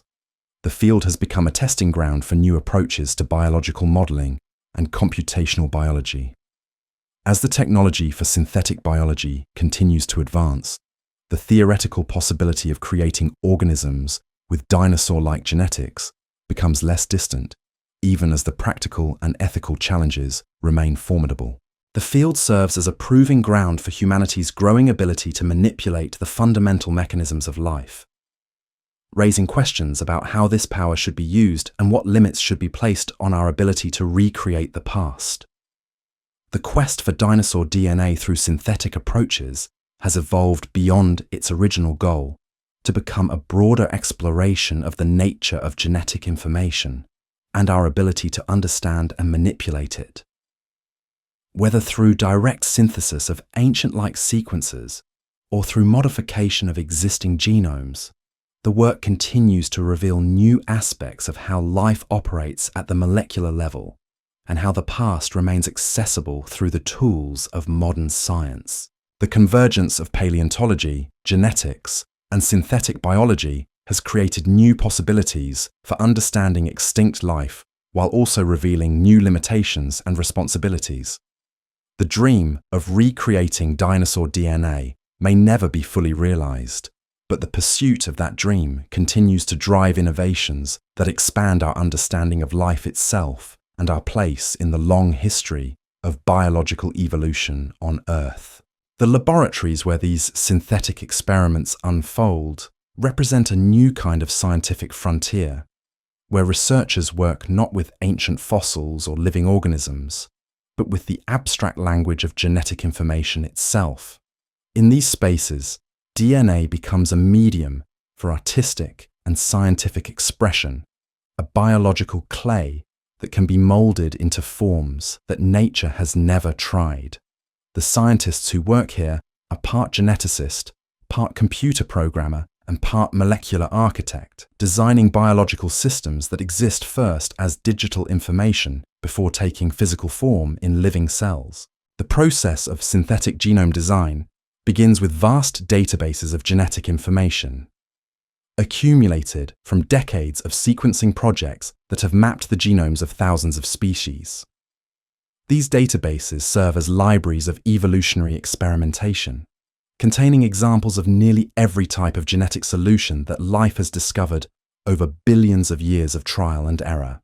By analyzing patterns in these sequences, researchers can identify the genetic elements that are likely to have been present in extinct organisms and understand how they might have functioned together as complete biological systems. The computational tools used for this analysis represent some of the most sophisticated software ever developed for biological research. Machine learning algorithms trained on genomic data can predict the function of genetic sequences with remarkable accuracy, identifying genes that control specific traits, even when those genes have never been studied experimentally. These predictive models allow researchers to design synthetic genomes by combining genetic elements from different species in ways that might have existed in their common ancestors. The assembly of synthetic genomes follows principles similar to those used in engineering complex mechanical or electronic systems. Just as an engineer might design a machine by combining components with known functions, synthetic biologists combine genetic elements with predictable properties to create biological systems with desired characteristics. The difference lies in the extraordinary complexity of biological systems, where thousands of components must work together with precision that exceeds anything achieved in human engineering. The machines that actually synthesize the designed DNA sequences are marvels of precision engineering, capable of assembling genetic material letter by letter, with error rates lower than one mistake per million molecular bonds. These DNA synthesizers work like molecular printing presses, building custom genetic sequences from basic chemical building blocks. The resulting synthetic DNA is chemically identical to natural genetic material, indistinguishable from sequences that evolved over millions of years, except for the information they encode. The testing of synthetic genetic systems requires sophisticated laboratory infrastructure, where artificial genomes can be introduced into living cells and their effects carefully monitored. These experiments often begin with simple microorganisms that can be grown quickly and easily, allowing researchers to test whether their synthetic genetic designs function as predicted. The organisms serve as living laboratories, where the abstract information encoded in synthetic DNA is translated into the physical reality of biological processes. The results of these experiments often reveal unexpected aspects of how genetic systems operate, demonstrating that our understanding of the relationship between genetic information and biological function remains incomplete. Synthetic genomes that should work according to current theory sometimes fail in practice, while others produce unexpected effects that lead to new insights about cellular biology. Each experiment teaches researchers something new about the rules that govern genetic systems, knowledge that improves their ability to design more sophisticated synthetic organisms. The application of synthetic biology to dinosaur genetics has revealed the extraordinary complexity of the regulatory networks that control animal development. Unlike bacteria, which can function with relatively simple genetic systems, complex animals require intricate coordination between thousands of genes to develop and maintain their sophisticated body plans. The regulatory mechanisms that control this coordination have evolved over hundreds of millions of years and involve layers of control that are still being discovered by researchers. Understanding these regulatory networks well enough to recreate them synthetically requires advances in both experimental and computational biology that are only beginning to emerge. Researchers must not only identify the genes that were present in dinosaur genomes, but also understand how those genes were regulated during development, how their activity changed in response to environmental conditions, and how they interacted with other genetic and cellular systems throughout the organism's lifetime. The challenge is comparable to trying to understand the operation of a vast computer program by examining its code, except that biological programs have been written by evolutionary processes that follow no human logic and operate according to principles that are still being discovered. The regulatory networks that control dinosaur development represent millions of years of evolutionary programming, refined by natural selection to produce viable organisms under conditions that no longer exist on Earth. Despite these challenges, synthetic approaches to understanding dinosaur genetics have already produced valuable insights that would be impossible to gain through traditional paleontological methods. Computer models of ancestral genomes have identified genetic elements that are likely to have been responsible for key dinosaur characteristics, from their rapid growth rates to their complex behaviors. These models provide testable hypotheses about ancient biology that can be explored through experiments with modern organisms. The field has also revealed unexpected connections between different aspects of dinosaur biology, suggesting that characteristics that appear unrelated in the fossil record might have been controlled by linked genetic systems. For example, models suggest that the genetic pathways responsible for rapid bone growth in large dinosaurs might have been connected to those controlling their complex social behaviors, with changes in growth patterns potentially influencing brain development and behavioral complexity. These insights demonstrate the power of molecular approaches to complement traditional paleontological methods, revealing aspects of ancient life that are invisible in the fossil record. While bones and teeth can tell us about the anatomy and ecology of extinct organisms, genetic models can provide insights into their physiology, development, and behavior that would be impossible to infer from morphological evidence alone. The synthetic biology approach has also contributed to broader understanding of evolutionary processes, revealing how genetic systems change over time and how they might be modified to produce new characteristics. The principles learned from attempting to reconstruct dinosaur genetics have applications far beyond paleontology, informing research in fields ranging from medicine to agriculture, where scientists seek to modify existing organisms or create new ones with desired properties. As the technology for synthetic biology continues to advance, the theoretical possibility of creating organisms with dinosaur-like characteristics becomes less distant, even as the practical and ethical challenges remain formidable. The field serves as a testing ground for humanity's growing ability to manipulate the fundamental mechanisms of life, raising important questions about how this power should be used and what responsibilities accompany our increasing control over biological systems. The quest for understanding dinosaur DNA through synthetic approaches has evolved into something far broader than its original scope, becoming an exploration of the nature of biological information and our ability to understand, manipulate, and create living systems.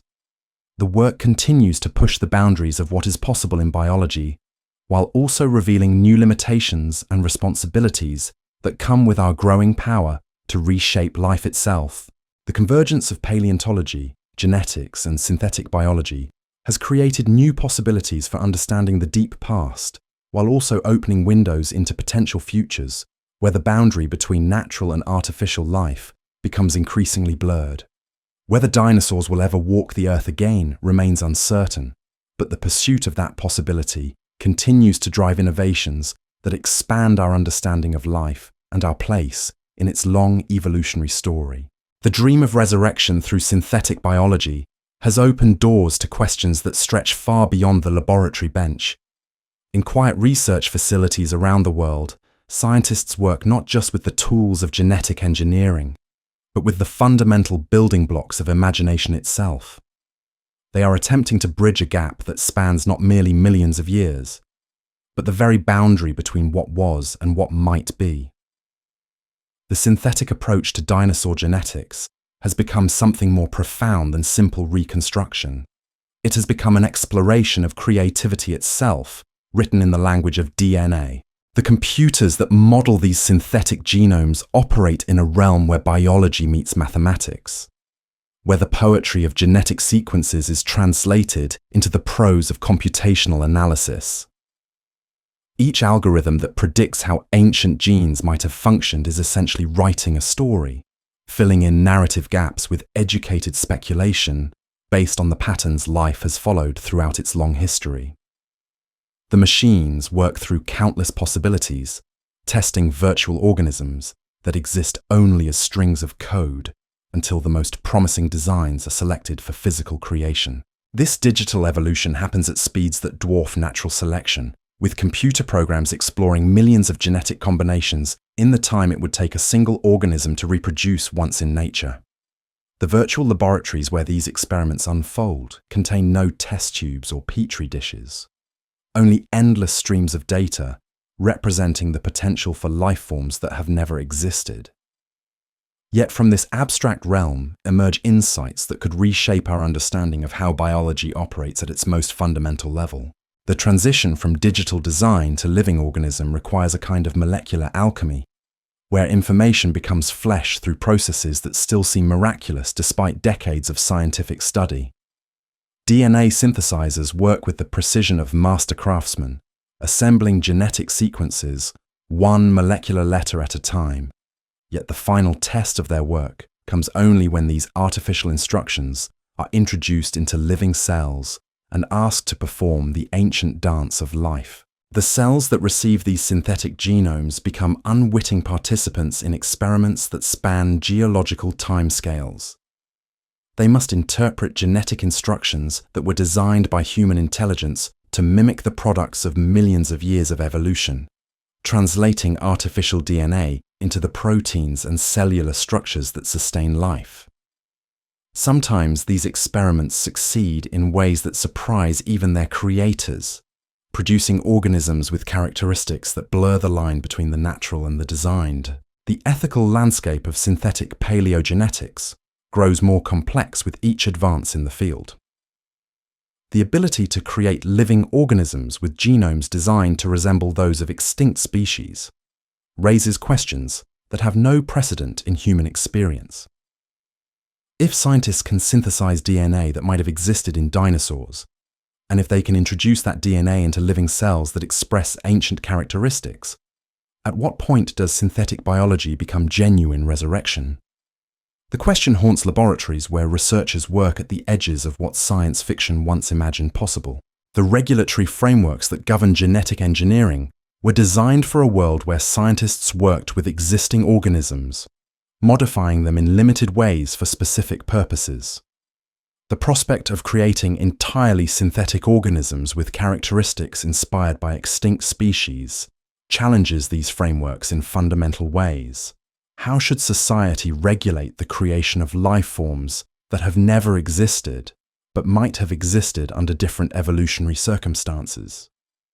The questions multiply faster than the science can provide answers. The interdisciplinary nature of synthetic paleogenetics has created new forms of collaboration that would have been unimaginable just decades ago. Computer scientists who design algorithms for analyzing genetic data work alongside paleontologists who understand the ecology of ancient environments. Evolutionary biologists contribute insights about how genetic systems change over time, while bioethicists grapple with the implications of creating synthetic life. The field has become a meeting ground where different forms of expertise converge around shared fascination with the deep past and the technological future. The funding for this research comes from sources as diverse as the scientists who pursue it. Government agencies interested in advancing biotechnology provide support for basic research, while private foundations fascinated by the possibility of resurrection fund more speculative projects. Biotechnology companies invest in the techniques developed for synthetic paleogenetics because of their potential applications in medicine and agriculture. The field survives on a mixture of pure curiosity and practical possibility, driven forward by researchers who understand that the journey may prove more valuable than any specific destination. The public perception of synthetic approaches to dinosaur genetics often oscillates between excitement and concern, with media coverage that alternately portrays the work as miraculous breakthrough and dangerous overreach. Scientists working in the field have learned to navigate these perceptions carefully, explaining both the potential and the limitations of their research, while acknowledging the legitimate concerns raised by critics. The conversation has become as important as the science itself, shaping how society will ultimately decide what forms of synthetic biology are acceptable and what should remain off limits. The technical challenges of creating synthetic organisms with dinosaur-like characteristics continue to evolve as rapidly as the technology itself. Each successful experiment reveals new layers of complexity in biological systems, demonstrating that our understanding of how genes translate into living organisms remains incomplete. The regulatory networks that control development in complex animals involve thousands of interacting components, many of which remain poorly understood despite decades of intensive study.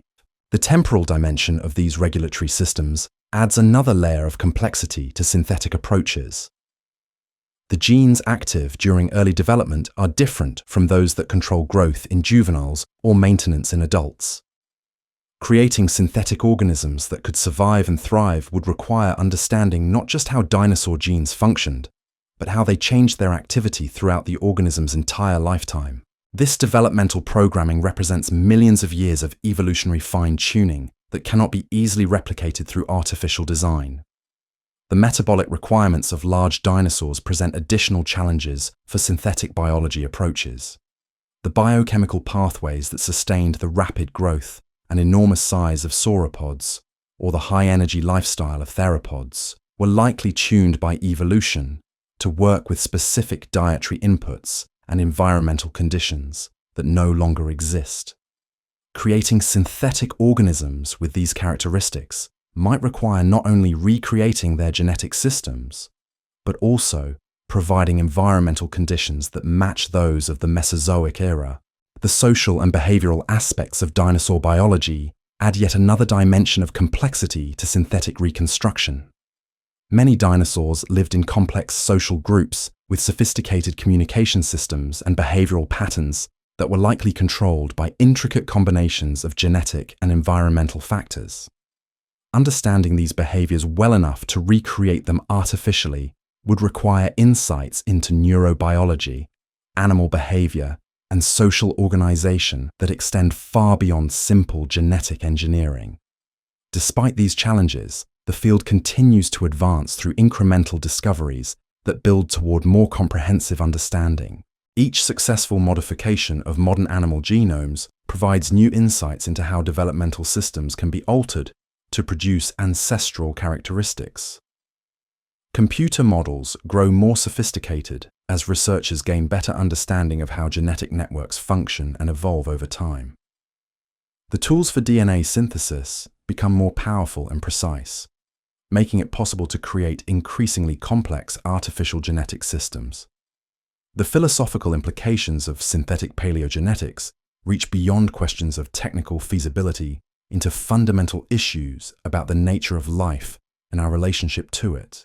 The ability to create organisms with characteristics inspired by extinct species represents a new form of biological authorship, where humans become active participants in the creative process that was once the exclusive domain of evolution. This power brings with it responsibilities that our species is only beginning to understand. The question of whether synthetically created organisms with dinosaur-like characteristics should be considered genuine dinosaurs touches on deep issues about identity and authenticity in biology. If such organisms were created, they would be simultaneously ancient and modern, natural and artificial, extinct and living. They would exist in a category that our language and concepts are not well equipped to handle, challenging our understanding of what it means for a species to be extinct or alive. The potential applications of synthetic paleogenetics extend far beyond the creation of dinosaur-like organisms into realms that could transform our understanding of evolution and extinction. The techniques being developed could potentially be applied to other extinct species, offering new approaches to conservation biology that work with genetic information rather than living populations. The field might eventually contribute to efforts to restore damaged ecosystems by recreating key species that have been lost to extinction. The intersection of synthetic biology and paleontology has also revealed new ways of testing evolutionary hypotheses that would be impossible to explore through traditional methods. By creating organisms with characteristics that are predicted by evolutionary theory, but not present in any living species, researchers can test whether their understanding systems actually function. The educational value of synthetic paleogenetics extends of how evolution works, matches the reality of how biological beyond its research contributions into new ways of engaging public interest in science and evolution. The field provides concrete examples of how genetic information works and how it has changed over evolutionary time, making abstract concepts accessible through tangible experiments. Students can see firsthand how small changes in genetic sequences can produce dramatic differences in organism characteristics, bringing the mechanisms of evolution to life in ways that traditional teaching methods cannot achieve.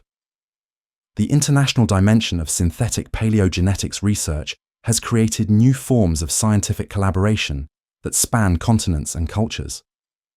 Researchers share genetic databases, computational tools, and experimental techniques across borders, creating a global community focused on understanding the deep past through the tools of the technological future.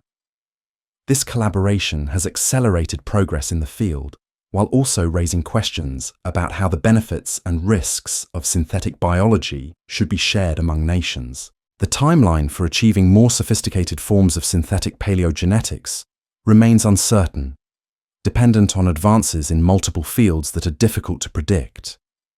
Improvements in DNA synthesis technology, better understanding of genetic regulatory networks, and more powerful computational tools all contribute to progress. But the complexity of the challenges ensures that breakthroughs will come gradually rather than through sudden revolutionary advances. The long-term vision for synthetic paleogenetics extends beyond any specific extinct species into a broader understanding of how genetic information creates and maintains the diversity of life. The field represents a new way of studying evolution that works with the fundamental mechanisms of heredity rather than just their observable outcomes. This approach promises insights into biological processes that have been invisible to traditional methods, revealing aspects of how life works that could transform multiple fields of science. As synthetic approaches to understanding dinosaur genetics continue to develop, they serve as a bridge between the ancient past and the technological future, connecting our fascination with extinct creatures to our growing ability to manipulate the mechanisms of life itself. The quest may never achieve the complete resurrection envisioned by popular culture, but it continues to reveal profound truths about the nature of biological information and our place in the long story of life on Earth. The dream persists, not because scientists believe they will one day walk among living dinosaurs, but because the pursuit of that dream continues to push the boundaries of what we understand about life, evolution, and our own capabilities as a species. In laboratories where the tools of genetic engineering meet the mysteries of deep time, researchers continue their patient work at the intersection of imagination and reality, driven by curiosity that spans the gap between what was and what might yet be.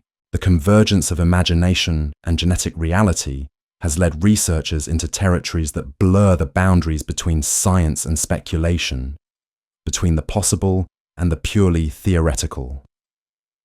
In laboratories where the future meets the deep past, scientists work with tools that would have seemed like magic to earlier generations, yet they remain constrained by the fundamental laws of chemistry and physics that govern all molecular systems. The quest for dinosaur DNA has become something more than a single scientific pursuit. It has evolved into a meditation on time itself, on the nature of information, and on the limits of human knowledge when confronted with the vastness of geological history. The specimens that arrive at these laboratories come wrapped in layers of protective material, each one representing years of careful excavation and preparation by paleontologists working under desert suns or in frozen badlands. These fossil fragments carry with them the weight of deep time, having survived conditions that destroyed most traces of the organisms they once were part of. The researchers who unwrap them work with the reverence of archaeologists handling sacred artifacts, knowing that each sample represents an irreplaceable window into vanished worlds. The preparation rooms where these fossils undergo their final transformation from museum specimens to research subjects are places of careful ritual. Every tool is sterilized, every surface cleaned with solutions that remove even microscopic traces of contamination.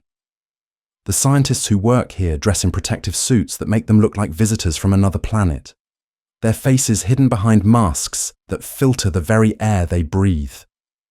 The irony is profound that to search for the most ancient life on Earth, researchers must create environments more sterile than operating rooms, more isolated from the biological world than spacecraft. The grinding of fossil bone into powder produces a sound that seems to echo across millions of years. The mechanical destruction of stone that was once living tissue. Each gram of powder represents countless hours of patient mineralization, as groundwater slowly replaced organic matter with crystals of quartz and calcite. The researchers who oversee this process understand that they are undoing millions of years of preservation in minutes, gambling irreplaceable specimens against the remote possibility that traces of original biological molecules might remain hidden within the mineral matrix. The chemical extraction that follows is a process of extraordinary delicacy, where solutions of carefully calibrated acidity work to dissolve away the stone while preserving whatever organic traces might survive.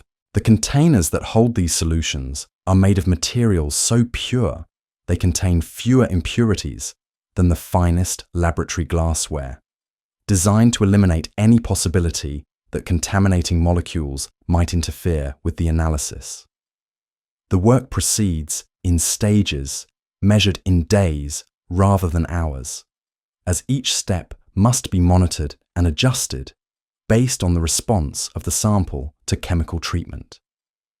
The moments when samples yield positive results for organic compounds are among the most exciting in all of science.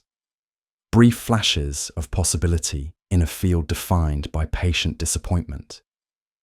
The instruments that detect these molecular traces work at the very limits of sensitivity, identifying individual molecules in samples so small they are invisible to the naked eye.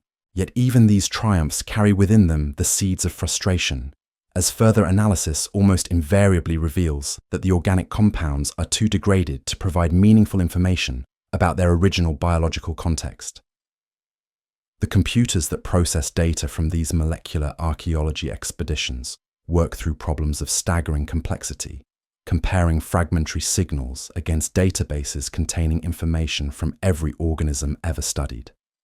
The algorithms that guide this analysis must distinguish between genuine ancient molecules and the countless sources of contamination that surround every sample, a task that requires understanding not only chemistry, but also the history of each specimen from the moment of its discovery to its arrival in the laboratory. The patterns that emerge from this computational detective work tell stories of molecular decay that span geological timescales. Even in the most promising samples, the organic compounds that survive show damage patterns so extensive they bear little resemblance to the original biological molecules from which they derived. The chemical bonds that once held genetic information intact have been broken and reformed countless times, creating molecular arrangements that retain only the faintest echoes of their biological origins. The search for intact DNA in dinosaur fossils has led researchers to some of the most unusual preservation environments on Earth. Places where combinations of temperature, chemistry, and isolation might have created conditions conducive to molecular survival. Deep caves sealed by geological processes have been explored for organic deposits that might have escaped the normal cycles of decay and renewal. Salt formations, with their ability to desiccate organic matter completely, have been sampled for evidence of biological molecules preserved in crystalline matrices that exclude water and oxygen. The amber deposits that have captured public imagination as potential sources of dinosaur DNA continue to yield specimens of extraordinary beauty but frustrating molecular silence. The insects trapped within these golden time capsules appear so lifelike they seem ready to take flight, their compound eyes still gleaming with apparent moisture, their delicate wings showing individual scales and microscopic hairs. Yet when these specimens are subjected to the most sensitive analytical techniques available, they reveal only the chemical signatures of the resin itself, their apparent biological perfection revealed as an illusion created by mineral replacement processes. The theoretical calculations that govern DNA stability have been refined through decades of research into the fundamental chemistry of genetic materials. These studies reveal the inexorable nature of molecular decay, showing how even the strongest chemical bonds eventually succumb to the patient work of entropy. The half-life equations that describe this process are as immutable as the laws of physics themselves, creating barriers that no amount of technological sophistication can overcome. Under the most optimistic assumptions possible, using preservation conditions that have never been observed in nature, DNA might theoretically remain detectable for a few million years at most. But these calculations assume perfect environmental conditions where temperature never rises above freezing, where water and oxygen are completely absent, and where radiation and chemical reactions are somehow prevented from occurring. Such conditions are not merely rare in the geological record, they are essentially impossible given the dynamic nature of Earth's surface over millions of years. The environments where dinosaur fossils typically form are particularly hostile to DNA preservation, with warm temperatures and abundant water creating conditions that accelerate molecular decay by orders of magnitude. The tropical and subtropical climates that characterized much of the Mesozoic era provided ideal conditions for the fossilization of bones and teeth, but they were devastating to the delicate organic molecules that carry genetic information. The same processes that preserved dinosaur skeletons for millions of years worked simultaneously to destroy the biological information those skeletons once contained. The recognition of these fundamental barriers has led to a shift in how scientists approach the study of ancient life at the molecular level. Rather than seeking perfect genetic preservation, researchers now focus on extracting whatever traces of biological information might remain, no matter how fragmentary or degraded.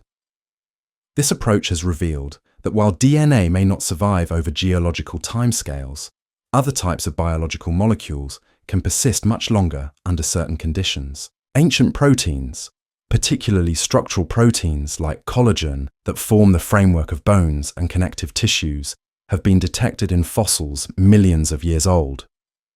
These protein fragments, though heavily modified by time and chemical processes, retain enough of their original structure to provide insights into the evolutionary relationships between extinct and living species.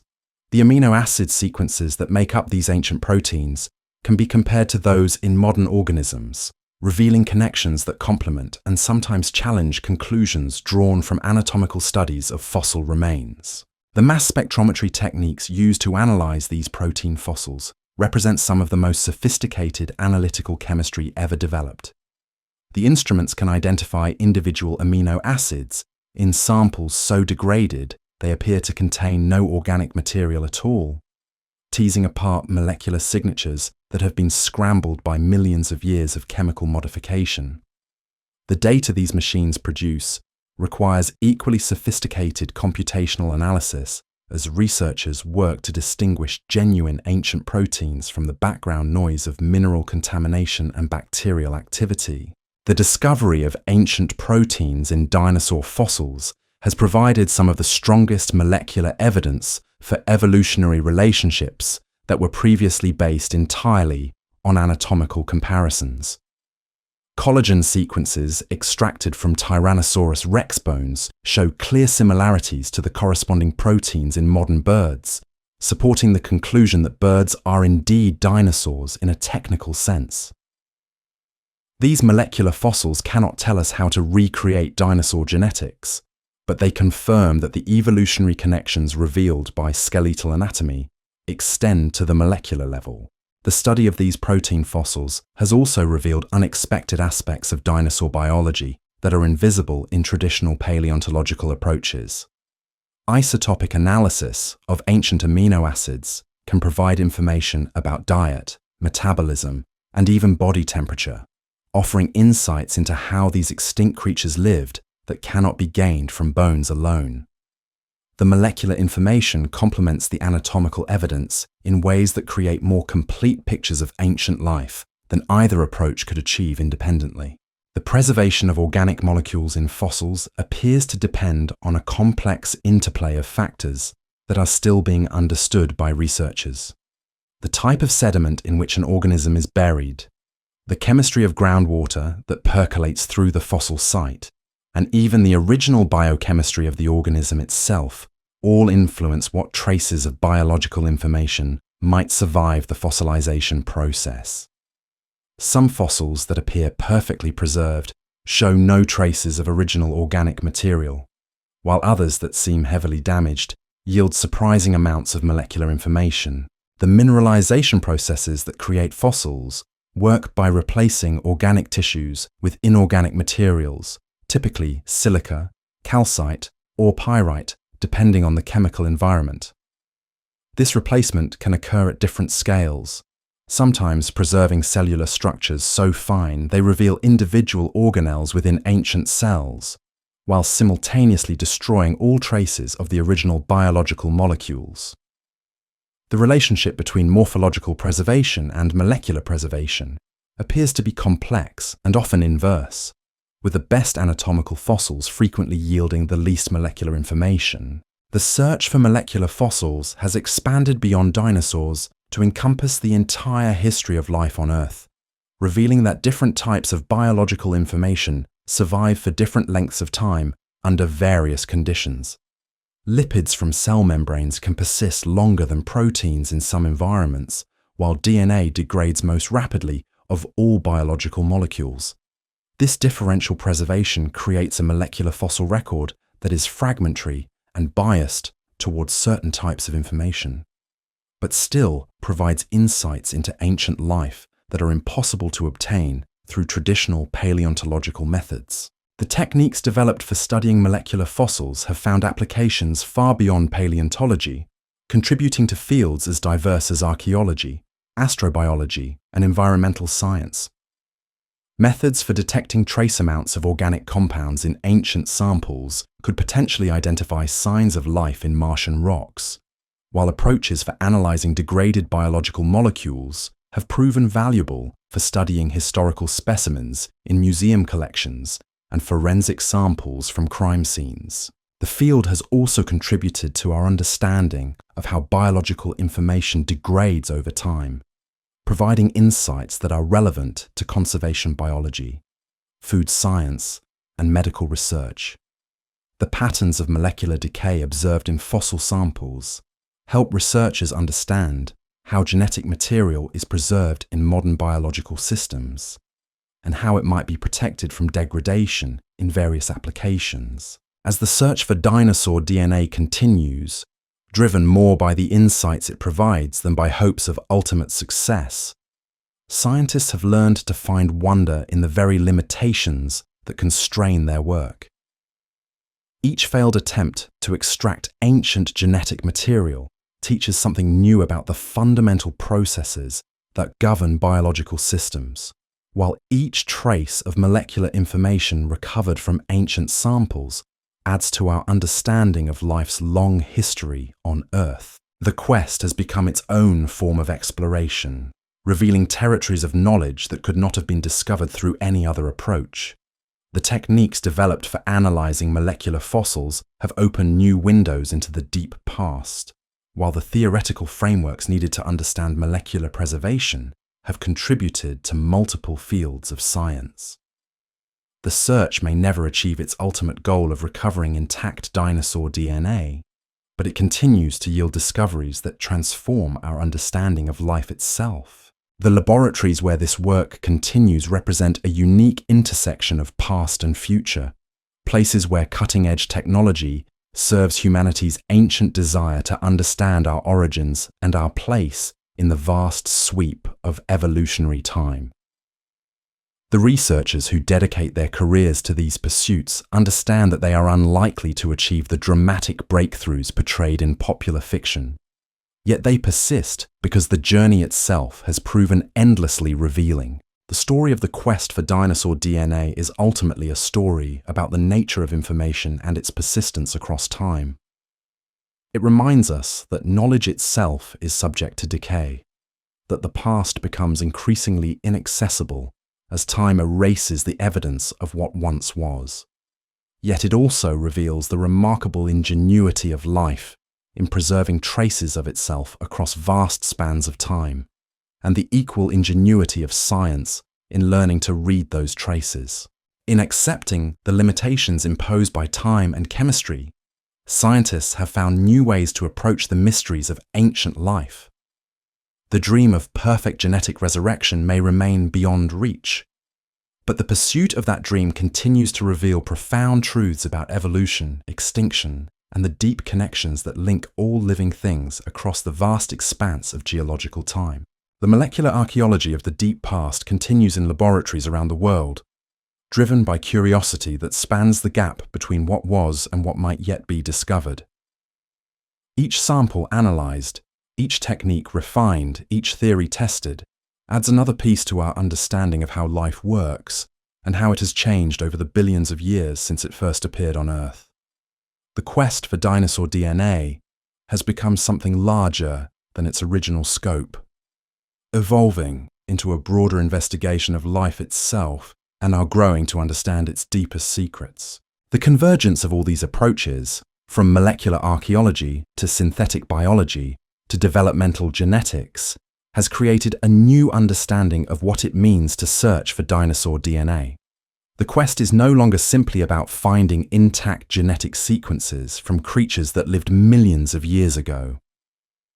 It has evolved into something far more nuanced, a recognition that the information we seek exists not as a single treasure waiting to be unearthed, but as fragments scattered across multiple forms of preservation, each telling part of a story that can never be completely reconstructed. In the quiet moments between experiments, when machines hum softly in sterile laboratories, and researchers pause to consider the magnitude of what they are attempting, the true nature of this pursuit becomes clear. It is not really about bringing dinosaurs back to life, though that dream continues to capture imaginations and fund research.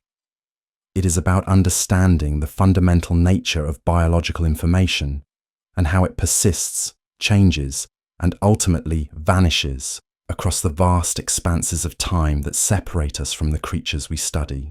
The fossil record itself has become a different kind of book, one where scientists learn to read not just the obvious stories told by bones and teeth, but the subtler narratives written in mineral replacements, isotopic signatures, and the occasional molecular ghost that survives against all odds. Each fossil site represents a unique set of preservation conditions, a natural experiment in how biological information interacts with geological processes over millions of years. The Badlands of Montana, where paleontologists have uncovered some of the most complete dinosaur skeletons ever found, tell stories of rapid burial in river sediments that preserved anatomical details while destroying genetic material. The limestone quarries of Bavaria, famous for their exquisitely preserved Archaeopteryx specimens, reveal how fine-grained sediments can capture the impressions of feathers and scales. While the organic molecules that once gave those structures their properties dissolve away into chemical obscurity, the volcanic ash beds of China, which have yielded dinosaurs preserved in moments of everyday life, demonstrate how catastrophic burial can create fossils of extraordinary completeness, while the very forces that enable such preservation work simultaneously to break down the delicate chemistry of DNA. Each site teaches researchers something new about the relationship between preservation and destruction, about how the same geological processes that save some information inevitably sacrifice other forms of biological data. The scientists who work at these sites have learned to read the landscape itself as a form of molecular clock, understanding that different rock formations offer different possibilities for preservation. The red sandstones that contain many North American dinosaur fossils formed under oxidizing conditions that marine reptiles create are particularly hostile to organic molecules, while the black shales that preserved reducing environments more conducive to chemical preservation, though still inadequate for DNA survival over geological timescales. This geological perspective has led researchers to seek out unusual fossil sites where extraordinary preservation conditions might have created windows into ancient biochemistry. The Burgess Shale, famous for its Cambrian fauna, preserved in extraordinary detail, has been studied as a model for how soft tissues and potentially organic molecules might survive under optimal conditions. The results have been both encouraging and sobering, revealing that even the best preservation environments in the geological record fall short of what would be needed to maintain DNA integrity over millions of years. The permafrost regions of Siberia and Alaska, where frozen mammoth carcasses have yielded recoverable DNA, represent the closest natural analogy to the preservation conditions that might theoretically maintain genetic material over long time periods. Yet even these exceptional sites demonstrate the limits of molecular preservation, with DNA surviving for tens of thousands of years at most, before succumbing to the slow chemistry of decay, even at temperatures well below freezing. The comparison between these relatively recent specimens and dinosaur fossils highlights the temporal chasm that separates recoverable genetic material from the age of reptilian giants. The mathematical progression of molecular decay creates an exponential curve where each additional million years of age reduces the probability of DNA survival by orders of magnitude. By the time 66 million years have passed, the statistical likelihood of finding intact genetic sequences approaches the realm of mathematical impossibility. Yet the search continues, driven now by different motivations than those that originally inspired it. The techniques developed for hunting dinosaur DNA have proven valuable for studying more recent extinctions, where genetic recovery might actually be possible. The woolly rhinoceros, the cave bear, the giant beaver, and dozens of other Ice Age mammals have yielded genetic secrets that inform our understanding of how species respond to climate change and human pressure. The methods refined in the pursuit of impossibly ancient DNA have also contributed to conservation efforts focused on living species. Techniques for working with highly degraded genetic material have proven essential for studying endangered populations, where only small, damaged samples are available. The same computational approaches used to reconstruct fragmentary ancient sequences now help researchers understand the genetic health of threatened species and design breeding programs to maintain genetic diversity. The field has even contributed to human genetics and medical research, as the challenges of working with degraded DNA are not unique to paleontology. Cancer researchers studying tumor samples, forensic scientists analyzing crime scene evidence, and archaeologists examining ancient human remains all face similar problems of working with genetic material that has been damaged by time, chemical processes, or environmental conditions. The interdisciplinary connections forged by the quest for dinosaur DNA have created unexpected collaborations that continue to yield insights in multiple fields. Computer scientists who developed algorithms for analyzing fragmentary genetic sequences have found applications in data recovery and information theory. Chemists who studied the breakdown of DNA over time have contributed to understanding how biological molecules behave in extreme environments, knowledge that has implications for astrobiology and the search for life on other worlds. The question of what constitutes success in this field has evolved along with the science itself. Early researchers hoped to find intact dinosaur genomes that could be sequenced and potentially used for reconstruction. As the impossibility of this goal became apparent, success was redefined as the recovery of any authentic ancient DNA, no matter how fragmentary. Now, success often means simply advancing our understanding of how biological information is preserved and lost over time, regardless of whether recoverable genetic material is found. This shift in perspective has led to a deeper appreciation for the various forms of molecular fossils that do survive from ancient times. Proteins, lipids, and other organic compounds may not contain the detailed instructions found in DNA, but they provide their own insights into ancient life. The study of these alternative molecular fossils has become a field in its own right, with techniques and theoretical frameworks that complement traditional paleontological approaches. The isotopic signatures preserved in fossilized tissues have emerged as particularly valuable sources of information about ancient ecosystems and animal behavior. The ratios of different isotopes in bone and tooth enamel can reveal details about diet, migration patterns, and environmental conditions that are impossible to determine from anatomical features alone. These chemical fossils may not tell us how to recreate extinct organisms, but they provide insights into how those organisms lived and interacted with their environments. The trace element compositions of ancient bones and teeth offer additional windows into prehistoric biology, revealing information about growth rates, seasonal variations in diet, and even disease processes that affected individual animals. These chemical signatures survive much longer than genetic material and are less susceptible to contamination, making them more reliable sources of information about ancient life. The field of molecular paleontology has also benefited from advances in analytical chemistry that allow researchers to work with increasingly small samples and detect ever more subtle chemical signatures. New techniques in mass spectrometry can identify individual molecules in samples so small they are measured in micrograms, while advances in computational analysis allow researchers to extract meaningful information from data that would have been considered noise just decades ago. These technological advances continue to push back the boundaries of what is detectable in ancient samples, though they also reveal more clearly the extent of molecular degradation that occurs over geological timescales. Each improvement in analytical sensitivity shows in greater detail just how thoroughly ancient biological molecules have been altered by millions of years of chemical processes.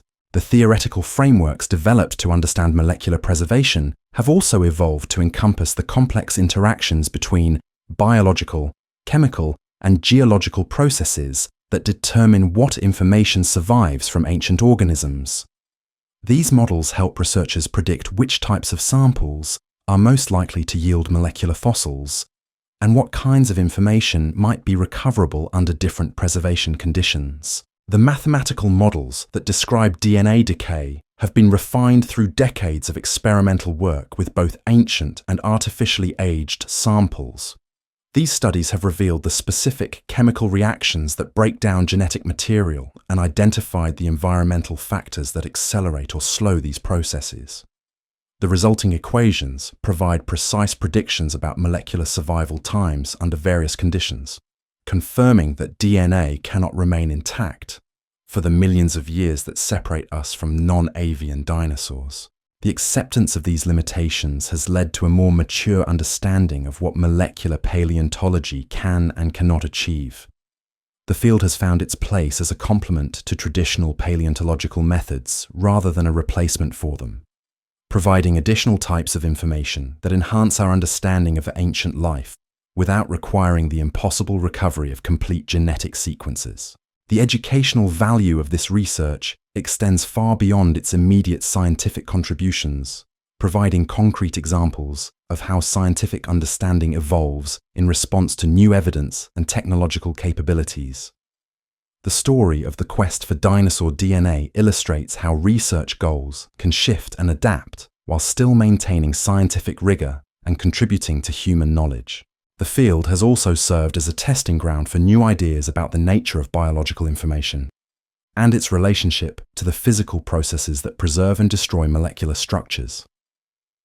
These theoretical insights have implications that extend well beyond paleontology into fundamental questions about information theory, thermodynamics, and the relationship between order and entropy in biological systems. The public fascination with dinosaur DNA research has created opportunities for science communication that help people understand both the possibilities and limitations of modern biology. The gap between popular expectations and scientific reality provides teaching moments about how science actually works, how hypotheses are tested and modified, and how researchers adapt their approaches when faced with fundamental constraints. The international collaboration that characterizes modern molecular paleontology has created networks of researchers who share not only data and techniques, but also philosophical approaches to understanding the deep past. These collaborations have accelerated progress in the field, while also ensuring that important discoveries are quickly disseminated and validated by multiple independent research groups. The long-term trajectory of molecular paleontology continues to evolve as new technologies emerge and theoretical understanding advances.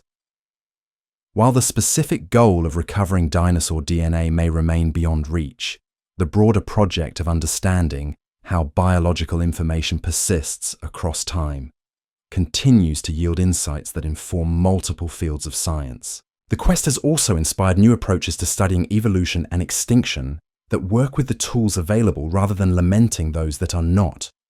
By focusing on what can be learned from molecular fossils, isotopic signatures, and comparative genomics, researchers have found ways to address fundamental questions about ancient life that do not require the impossible recovery of intact genetic sequences. As we drift toward the close of this exploration, the story of dinosaur DNA research stands as a testament to the power of scientific curiosity to drive innovation even when faced with seemingly insurmountable obstacles.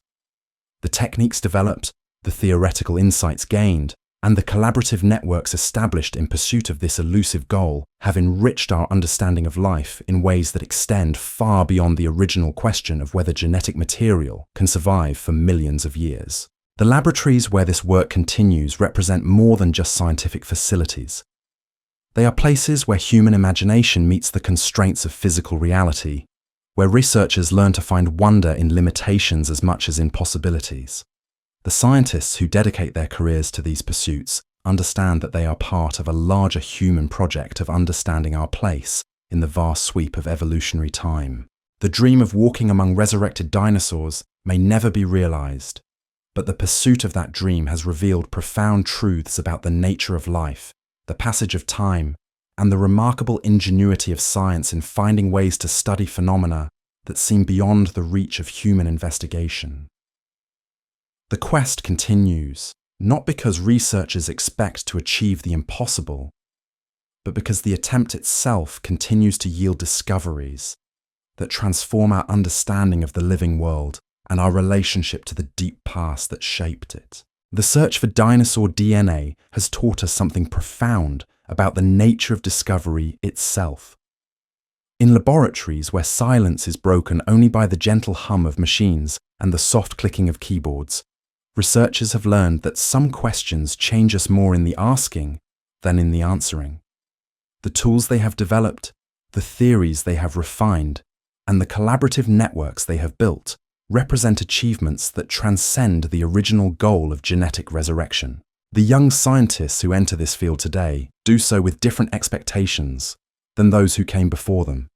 They understand from the beginning that complete dinosaur genomes will likely never be recovered, yet they are drawn to the work by the richness of what can be learned along the way. They speak fluently in the languages of chemistry and computation, moving seamlessly between discussions of molecular decay rates and algorithms for analyzing fragmentary data. The specimens that continue to arrive at research facilities carry with them not just the possibility of molecular discovery, but the certainty of contributing to our broader understanding of how life persists across time. Each fossil, whether it yields organic compounds or not, teaches researchers something about the conditions that govern preservation and the processes that link past and present. The work has become less about finding specific answers and more about refining the questions we know how to ask. The impact of this research ripples outward in ways that its founders could never have anticipated. Techniques developed for detecting trace amounts of ancient proteins now help doctors diagnose diseases from microscopic tissue samples. Algorithms designed to reconstruct fragmentary DNA sequences assist engineers in recovering data from damaged computer systems. The theoretical frameworks built to understand molecular decay inform everything from food preservation to space exploration. The story of dinosaur DNA research reminds us that science advances not only through dramatic breakthroughs, but through the patient accumulation of knowledge that occurs when researchers persist in asking difficult questions. The laboratories where this work continues stand as monuments to human curiosity, places where the impossible is pursued, not because it might be achieved, but because the pursuit itself reveals truths that could be discovered no other way. And in that revelation lies perhaps the greatest discovery of all, that the journey into mystery often proves more valuable than any destination we might imagine reaching. And so we arrive at the gentle close of our journey through the molecular mysteries of deep time, where dreams of genetic resurrection meet the patient realities of chemistry and physics. Tonight we have wandered together through laboratories where the impossible is pursued with quiet determination, where fragments smaller than dust carry whispers of creatures that once ruled the earth, and where scientists have learned to find profound wonder in the very barriers that constrain their work. The quest for dinosaur DNA has taught us that some treasures cannot be recovered, not because our tools are inadequate, but because time itself has claimed them. 66 million years stretches beyond the reach of any molecule, beyond the persistence of any genetic code. Yet in accepting this truth, researchers have discovered something equally remarkable. The past lives on not in perfect preservation, but in fragments and echoes, in the developmental programs of modern birds, in the ancient proteins that survive against impossible odds, and in the synthetic possibilities that emerge when imagination meets molecular engineering. The laboratories where this work continues represent more than scientific pursuit. They are places where human curiosity confronts the vastness of geological time and finds ways to bridge what cannot be bridged, to know what cannot be fully known. Each failed extraction teaches us about the limits of information. Each successful protein analysis reveals connections across millions of years. Each developmental experiment shows us that extinction is not complete erasure, but transformation. Perhaps the greatest discovery of this quest is not what we cannot recover, but what we have learned to see. In the genomes of living birds, we glimpse the genetic architecture that once built their dinosaur ancestors. In the chemistry of decay, we understand the forces that shape all biological systems. In the persistence of scientific curiosity, we see our own species reaching across time itself, driven by the same wonder that has always connected us to the mysteries around us. The dream of walking among resurrected giants may remain forever in the realm of imagination, but the journey toward that dream has revealed truths about life, time, and the remarkable ingenuity of the human spirit. And perhaps that is enough. Perhaps that has always been enough. Sleep well, friends, and dream of the magnificent creatures whose genetic secrets dance just beyond our reach, yet whose legacy lives on in every feather that catches the morning light.